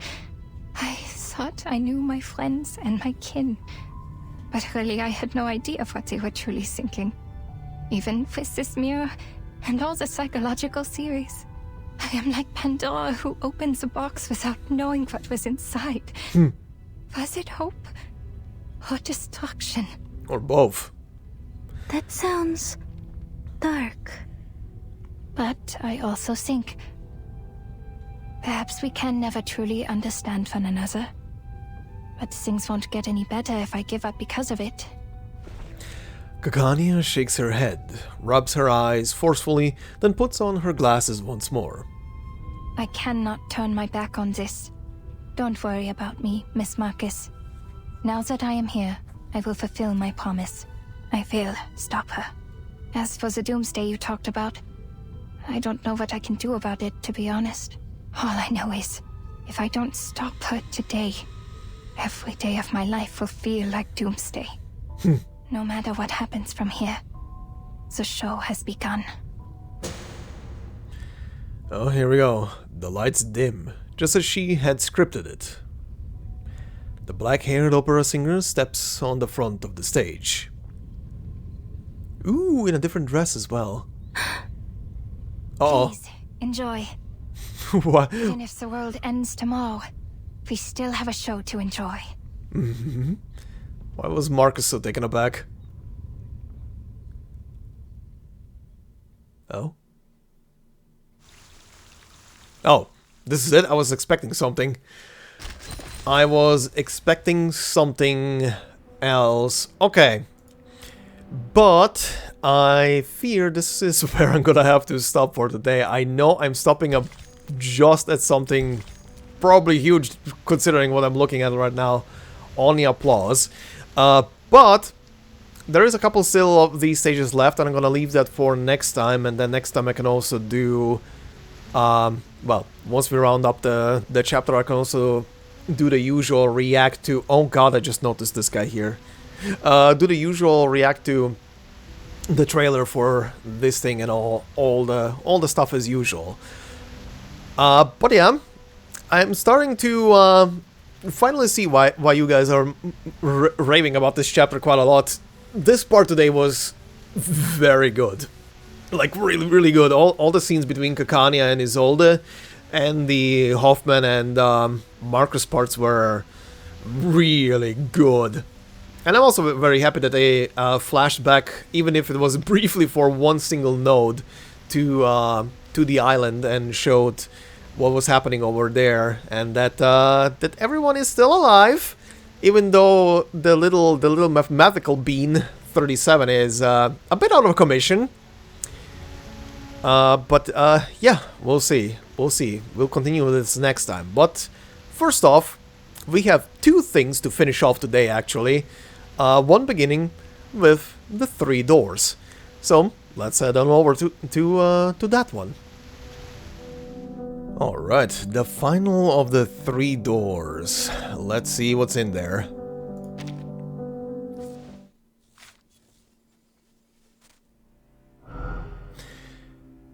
Buried in the dirt. Okay. Is there gonna be something immediately? As there usually is something. Maybe not. Oh yeah. Let's see. Another voice. A more popular one. Excerpts from the Royal Cornwall Gazette 1829. St. Iva's curse may stem from witchcraft. Recently, several physicians in Cromwell have accused a witchcraft practitioner of summoning demons near the mines for profit. Paulus Hare, who moved to St. Iva's in September 1824, has since seen a significant increase in patients complaining of spinal pain and trauma from train collisions. Trauma from train collisions, okay. These patients had frequent contact with Paulus and were thoroughly questioned about their family backgrounds. Some townspeople denied the allegations, with Miss Glenda and a Miss Brianna insisting that Mr. Hare cured them, but they refused to disclose details to our reporters. Paulus's potion shop has been closed for days, and it is rumored that he has left Cromwell, his whereabouts unknown. Okay, so he poofed away. But considering how stuff was going for him, that makes sense.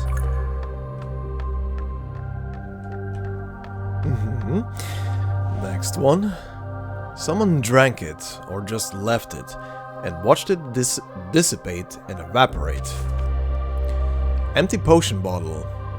The final product, divided several times, elevated by flame, cleansed by eternal water, solidified into deep crimson. You may use it freely, drink it or trade it for wealth. Someone will pay, for it's the fire they seek in water. That's a sentence. For it's the fire they seek in water. It cures all ailments, including madness and death. The transformation from Arcanist to human is but the filtering of uncontrollable pebbles, extracting delusions and fantasies as impurities from the spirit. Oh, that's a statement. Do you see those sections? With the open ends? The fluids can flow through them. Ah, new mechanic. It would be a good idea to use them to connect the pipes. Trust me. I'm sure it'll help. Alright, still new mechanics being introduced. Okay, cool. Oh, there we go. A promise stretched out over a great expanse of time. Books and clippings. The profit-driven acts of private asylums, the truth behind the curse of St. Ives. Royal Cornwall Gazette, 1865. They finally published the article. I should have confronted them to clear the truth. Those scoundrels. How to become human, widely praised. A trend toward peaceful coexistence. Journal of European Arcanum, 1871. Your book is quite popular, Paulus. I don't really need the money from the sales, but fortunately some townspeople have contacted me, and we plan to invest it in a hospital that treats patients equally. Alchemist Paulus Hare sighted in Spain? Question mark? Street Sleuth 1883. Another false report. Paulus's posthumous work on the pros and cons of alchemical potions and magnetic flow therapy for mental treatment. Journal of European Arcanum, 1885. Ooh, is this actually, now that I think about it, this is gonna lead up to the whole Mesmer stuff with their magnetic therapies? I don't have much energy to sort through these things anymore. Time to rest, old friend. If alchemy is as useful as you wrote in your book, remember to come back for the pile of fine whiskey the world has sent you. Okay. Oh, there's another one. There is another one, and that is sneakily hidden. There is no further story. Salt grains in the snow. Mermaids, Bigfoot, will-o'-the-wisp, vampires, these terms are always present in stories and legends, but with a bit of luck you might even find some actual evidence. A scale of unknown origin, a case without a culprit, a house mysteriously razed or uprooted. But how do you find someone who looks like an ordinary person in the crowd? When he looks no different from his fellow citizens, it's like looking for a grain of salt in the snow. Whether his potion succeeded or failed, at least the children of the town grew up safely. And my children with Althea have reached the age to live their own lives. My old friend has vanished into the crowd as he wished, incognito, leaving no trace. I wish him peace, and may all that we've seen flourish.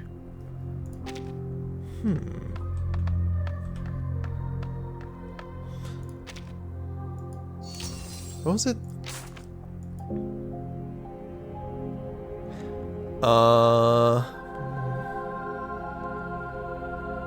Althea. I feel like the name is ringing a bell, but I cannot remember from where and how.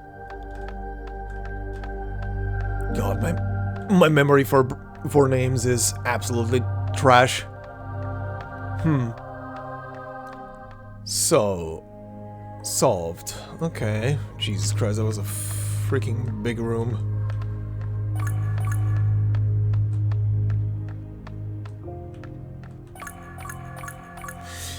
And all the final notes are literally here.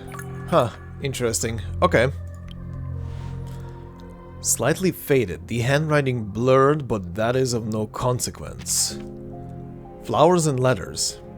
The outlines of the objects before me and the traces on the table suggest that the dried branches once bore leaves, and the flowers must have been more beautiful than their present wrinkled state. Dust evenly coats their surfaces, unifying the appearance of all the flowers. The handwriting on the letters varies, and the envelope and the envelope at the bottom clearly has been placed longer than the others above, with more severe wear on the edges. Upon closer inspection, it seems that a few have been opened before. Perhaps someone returned here to read the letters, or perhaps it's just a small misunderstanding caused by the passage of time. Huh. Fine wine is not discolored by dust. White Horse 1891 to Mr. Paul's Hair, Brianna Evans. Justerini and Brooks 1900, a toast to you, Glenda Evans. White and McKay 1907, to the most patient physician I've known, Breton Walker. Bells 1894, may you be well, my old friend, Robert Carter. Cutty Shark 1924, my parents and I sincerely thank you, Lester Evans. Okay, so these bottles have been delivered by, or from, Brianna Evans, Glenda Evans, Breton Walker, Robert Carter, that's a prominent name, and Lester Evans. Okay. And this thing, the balance of opposition and unity. Stone wall inscription.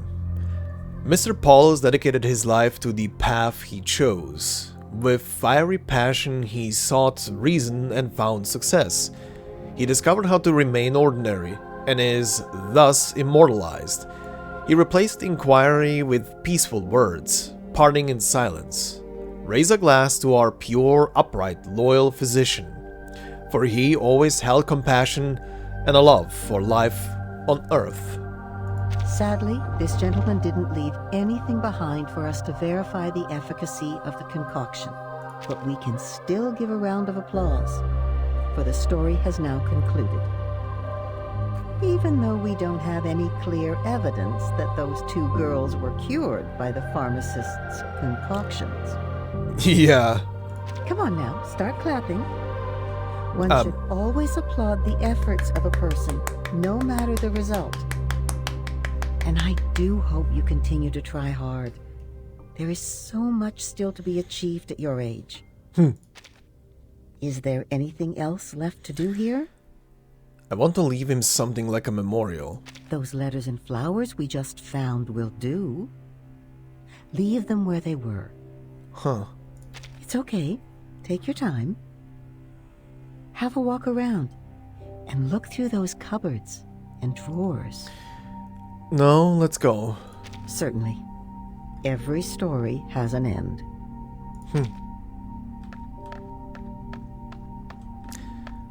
Well, this guy had a bit of a sad fate.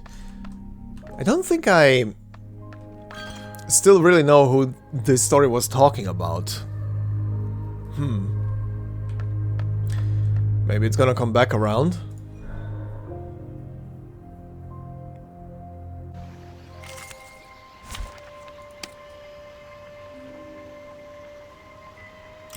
Oh, well, this is Snow Hill Girl, really? Unafraid of the cold, perennial covered in snow, she brings a warm blessing where she goes. Its recipients always ecstatic. They dance fervently until their limbs stiffen. Great. Well, I'm starting to understand the whole snow thing now, but okay. This is one end to one boss fight to end this whole thing with. Alright, that was the final battle, and we have another one of these. Okay, let's see it. Well, it's gonna be this one. Take this opportunity to speak your mind and let your voice be heard. It is about certain prospects and expectations, and perhaps the reaching of a distant time yet to come. Where do you think the new beginning will take us all? Everything will get better? I don't speculate on such things. I want to see for myself. Maybe to something worse beyond our imagination. I'm gonna go with the second one. I don't speculate on such things. I want to see for myself. Your response is logged and stored as data. It's time to say goodbye, but a story will always welcome a new beginning. Okay. I do wonder if this will play into something. At some point. Alright. And that was the final of the doors. Okay, very interesting. Well, considering this was the finale now, in conclusion, I like this little mode. I like that every single one of these, gameplay-wise, had different puzzles at least. Even though the light puzzle and the potion puzzle was almost the same thing. I mean, it was like connect lines between each other, but it was still different. It was still different. The last gigantic color puzzle was quite something to solve. But overall, the stories were interesting. The first one, being around the mesmers and the somnambulism, was interesting to get a bit of the background and as to how that came to be and how the mesmers were treated essentially before and seen. Plus that one poor guy. Goddamn. The second one was very interesting, at least to me, and yes, biased because of Nikola Tesla, but was still interesting, again, feeding itself back into the somnambulism stuff. So that one was an interesting read. This third one, I don't know yet what to feel about this one. It went even further back, or at least a tiny bit further back, and something about potions trying to... I mean, it kind of feeds itself into the current chapter that I'm going through, not gonna lie. That it at least connects back to the whole, like, Arcanists being mad people, or have potential to become mad, and curing the madness and becoming a human, a regular human, getting the Arcanist side of you under control, stuff like that. That part was interesting. I still don't know how else this whole thing is gonna feed itself into something. Maybe someone can clear it up for me, maybe not, but that's fine. In the future, if there's gonna be a fourth one added for this, I'm obviously gonna add it to the Let's Play and gonna go through it like I did for these. But for now, this is it for the doors, and yeah, was interesting, was fun to do. Future parts of this Let's Play are gonna be much easier to record and much simpler. But yeah, that is it for the 3 doors, and we have one more finale to go over today, which is the Somnambulism, so let's go and do that. So then, number 10, Warehouser Forest. Okay, so this is gonna be the Suddenbury one, and let's see how it's gonna play out in this different version. Summer Dream. Some obsessed shadows will join your team. Moxie +1 for the ally with the lowest Moxie at the beginning of every round. Of every round? Okay. Alright, Sotheby, let's see. Little lady. Oh no. A sad squeak comes from above. A girl dressing in dazzling green is standing before me. She woke me up from my dream, but I know she's friend and has no ill intentions. Got the squeaking in the background. What's wrong? Anything bad happen? What's wrong?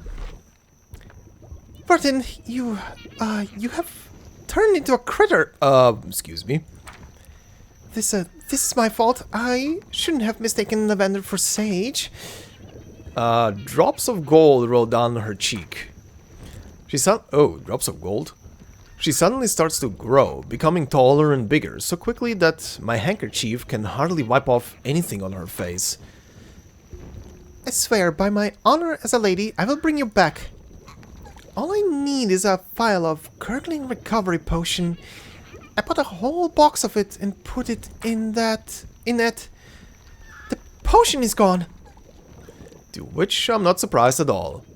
If you have ever lived one day as a critter, you know many items will just disappear in thin air for no reason. So does your home. But my friend seems anxious. Perhaps I should look around for her. These symbols have never been such a stranger to me, even back in school days when I spent most of the time napping. God damn it, Vertin. But maybe they imply something. Vertin, are you trying to set up camp with the scrolls? Great, may I help? Forget it, there's nothing here. The potion smells like grass. It's as tempting as the turkey on Christmas. If this was not the treasure we're looking for, what could it be? Oh no, it's a slug potion. Put it down, Vertin. Alright, let's forget about it for now. Oh no. The potion in the crucible is vibrantly colorful, swirling like a newborn nebula after the Big Bang. Maybe I wasn't turned into a critter by some transformative potion. Maybe I was born a critter in this world. But I don't have the 3 footprints like the rest of the critters do. Maybe it's a different me in another universe, or it belongs to an uninvited guest. Hey, that's a thief, carbuncle! Follow the footprints, and it's right under that tree. It must have stolen the potion. We have to stop it, Vertin. Uh-huh. Okay, well, it's playing out the same way. The thief carbuncle is looking around. It seems to be searching for an exit out of the woods. Oh no, it's running away with the potion. We have to catch up with it. And the pursuit begins. The hunt begins. Okay. The carbuncle is trembling like the last autumn leaf on the tree. It's crying miserably, all huddled together at our feet. Snake, you snake. I was trying to be kind to you, kind to take you home, but you attack me in turn. I won't talk to you again. Take me home? Yes, an independent state of critters in the Warehouser forest. All our friends are there. We don't worry about being caught and eaten anymore. The great Critter King has found his way to live with humans. Oops, sharing too much. The carbuncle moves its paws, tottering away from them. Wait, leave us the gurgling recovery potion. Ignoring the little lady's anxious calling, the critter rolls itself into the forest. Okay. The forest is dark as ever, but at the end of some burnt wood, some green shoots have developed. The little lady's dress is rustling over these sprouting shoots. The hem of her dress was cut by the sharp edges of the woods, but she was too excited to care. So this is the kingdom of critters. This is the first time Sotheby has... Huh! She loses her footing and almost falls into a rabbit hole. Oh boy. Careful, milady. We are no longer in our garden now. A critter elder shows up before us. Compared to the previous critters, this one is rather elegantly dressed. Do you wish to sign up for the contest? Jesus Christ, why is it so hard to read? The registration is closing. You might wish to hurry. What oops, wrong person. What contest? Aren't you informed about it? The weekly grand contest held by the great Critter King. The winner will be awarded a box of gurgling recovery potion, but if you lose, you will stay here with us forever. Staying here forever? Or where else would this young critter lady go? It's full of the Lord's traps out there. The critter elderly calmly wipes his glasses. There is no need to weep. The great Critter King has made arrangements for all of us. Have you ever wondered why conflicts have occurred so frequently between you and critters? It is because we have 2 different kinds of heads, apparently. However, if we turn all the honorable bipedal guests into critters, there will be no more discrepancies between us. This is the Critter King's great transformation plan. You will make many friends here. This is absurd. This is clever. This is wonderful. Oh, is it highlighting the other option that I didn't select last time? Now that I think about it, I'm gonna have to check. If I don't forget. Even before I say anything, she cheers loudly over my voice. Turning all friends into critters. This is brilliant. My critter, please. My critter. Mr. Critter, please. Please introduce me to this wise king. The critter elderly hurriedly picks up its glasses.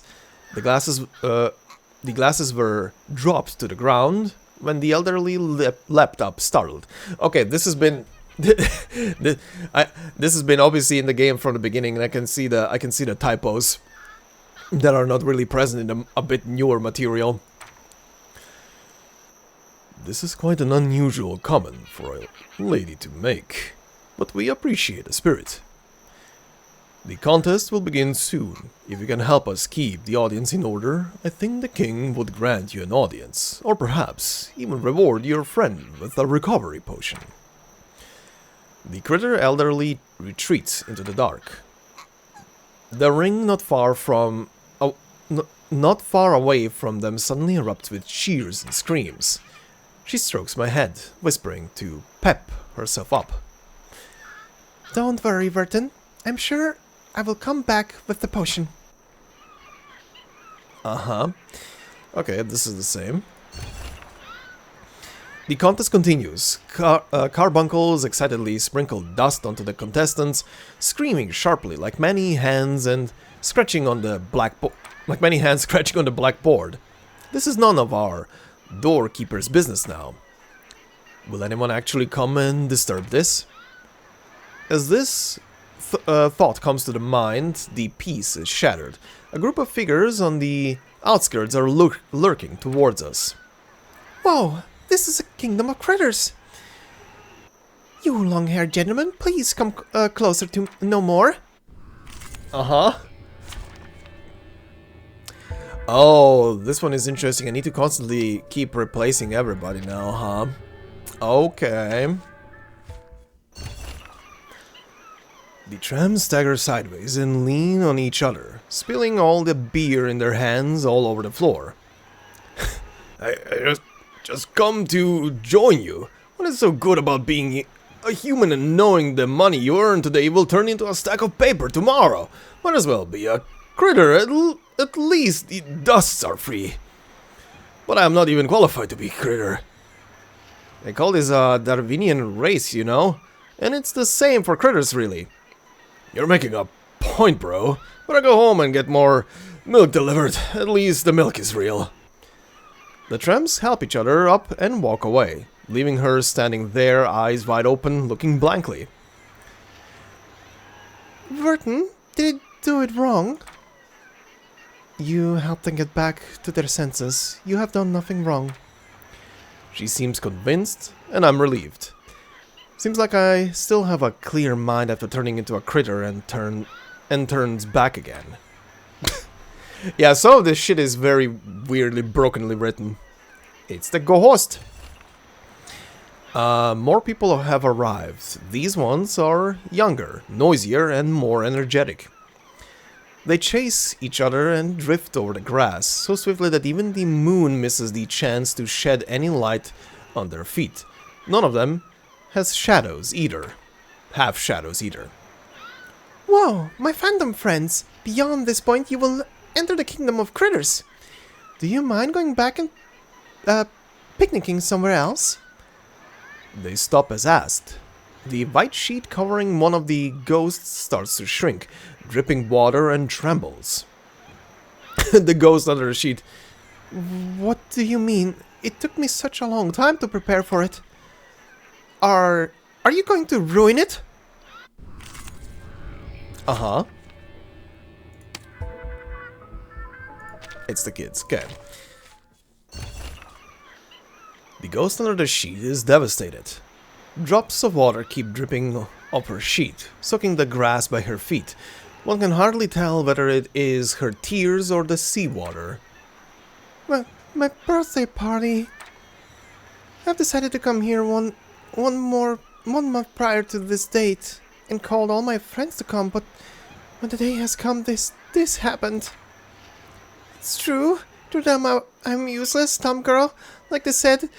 The little lady's first fist tightens up on her collar. She seems equally sorrowful and hurt. I'm sorry. Before she finishes her sentence, a call comes from afar. The student ghost? Linda, what are you doing there? We found a nicer place on the grass, come! All the wrinkles on the sheet are immediately flattened. The next we know, she has left quietly, in the same manner as she first came up to us. Alright, well that ends well. The contest is getting towards its end, which means our day as the bouncers is about to end too.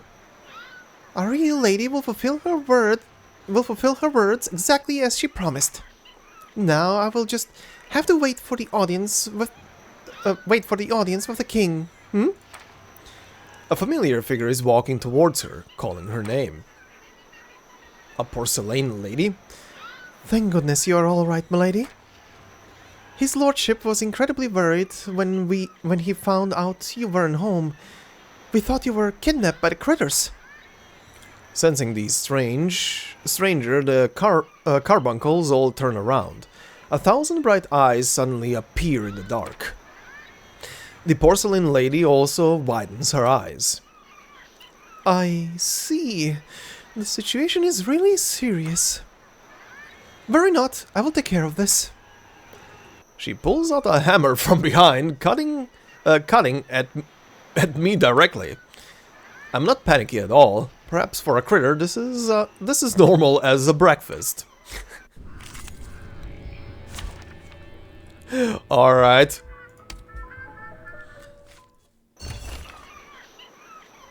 Nothing like that. This is Vertin, and these carbuncles are also my friends. The porcelain lady stops her motion of throwing out the carbuncle in her hand. She puts down the carbuncle and holds its hands and twirls it around instead. This is awkward. Please pardon my misjudgment. I'm terribly sorry if any feelings were hurt. Despite her sincere apology, more and more carbuncles gather around them. The bipedal beasts. It is the bipedal beasts. They found ours. They will take our away, like they take us older cousins, younger cousins, boy cousins, and auntie cousins. They go together and whisper. I suddenly have a bad feeling about this, like I was suddenly in sync with this lowly species. Before having any second thought, the night sky suddenly starts to shake, and the earth trembles as well. Every carbuncle on the knoll is thrown around and slides down the slope. The brink suddenly stands up. It claps a hand on its belly as a gesture of protest. And there's the big guy. Okay.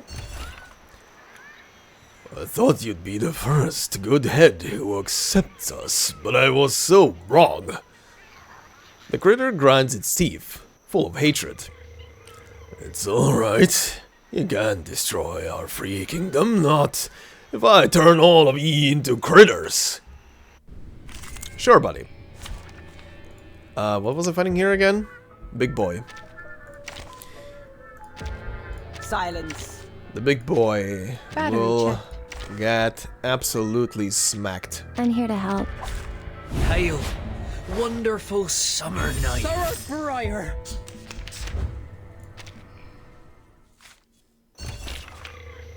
Giant critter swings his spikes back and forth, and the carbuncles flee away from it like tides escaping the land. Seems like it will do whatever it takes to stop us from leaving, even losing its life in the fight. Why? She covers against me, trembling like a vulnerable shoot standing against the bitter wind of winter. Then we hear a familiar voice. Your Majesty, perhaps the rule of this contest has slipped your mind. As the rule stated, whoever wins the contest will be the next king. The carbuncle stops. They too are shocked by this breaking news. As the rules stand, as the rules stated, they squeak. As the rules stated, this young lady is now the king of this kingdom. She has the right to decide her next destination. Oh, great! We are having a new king! Regardless of the anger of the former king, the carbuncles cheer loudly. In jubilation, the critter elderly crowns the little lady with a tiara made of twigs. And a bottle of gurgling recovery potion. Now, honorable lady, go. Take your friend. Yet she shakes her head. What if I want to stay? I very much adore your great transformation plan. I reckon this is a brilliant idea. If you don't feel safe here, you're all welcome in my mansion. You're going to love the place. It is just me living in there. No one else. That is sad. But the critter elderly shakes its head too. But you cannot live with critters, milady. Her eyes widen in surprise. Please wait. Take a sip of this. She hastily opens the bottle, pouring the liquid into the elderly's mouth. But nothing happens. But why? Vertin drank this and she turned. The critter elderly smiles and quickly adjusts its bow tie. I told you, it's different. You should go home. Don't keep his lordship waiting. Miss Sotheby. It jumps up, giving us a firm, short shove. My body becomes light as a feather, floating in the air, along with the shimmering dusts, bubbling potions, and the tears of a girl. A turmeric bubble traps me inside.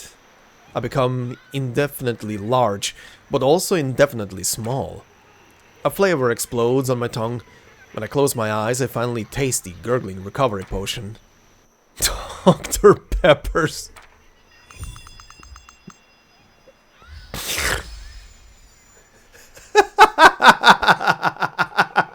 It ends with Dr. Pepper's. The journey through this thing ends with Dr. Pepper's. Dr. Pepper's was the answer to everything.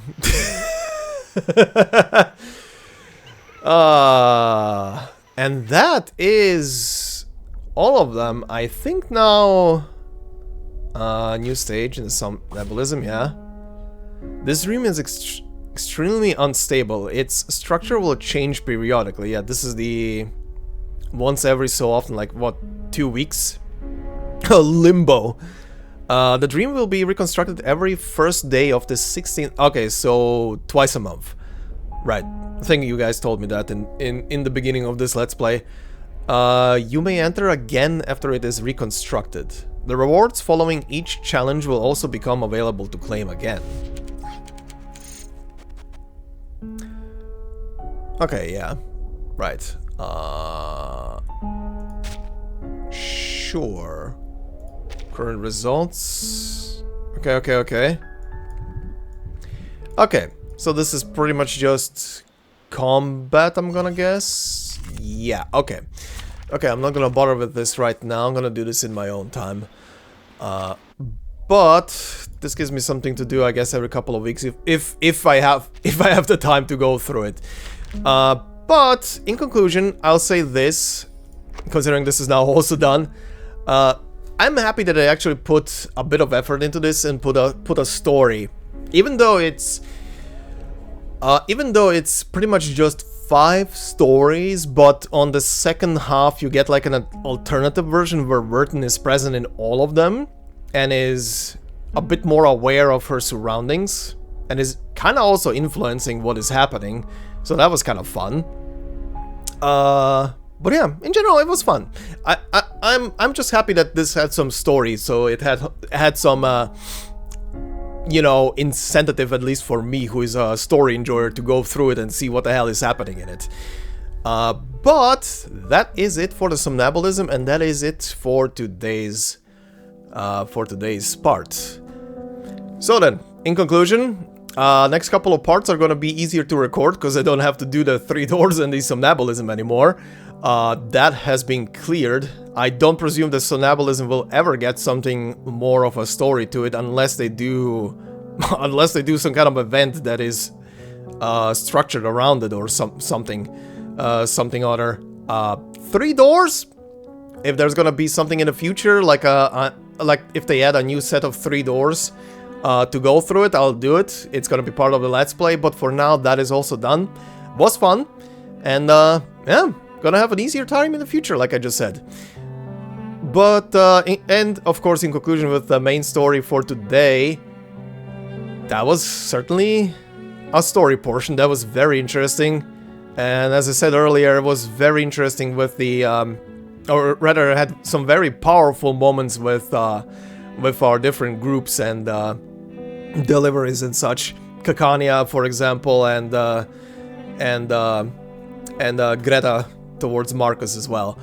So yeah, I'm looking forward to ending this chapter the next time around, as we're gonna go through it and seeing how it's gonna conclude and what else is gonna happen. Hopefully nothing too bad, even though right now the whole chaos is, yeah, this could go either way, but we'll see. We'll see next time. Next time then I'm gonna also include the usual reactions to stuff like the trailer for the patch with the chapter 6 story and stuff. But yeah, that will be for next time. For now, that will be it. So again, guys, thank you very much for watching. If you enjoyed, please consider leaving a like. If you're new to the channel, consider subscribing. And if you want to help me out even more and directly, there are memberships on the channel. And as always, no video will be behind a membership. Thank you to all of the members that are already there and doing their thing.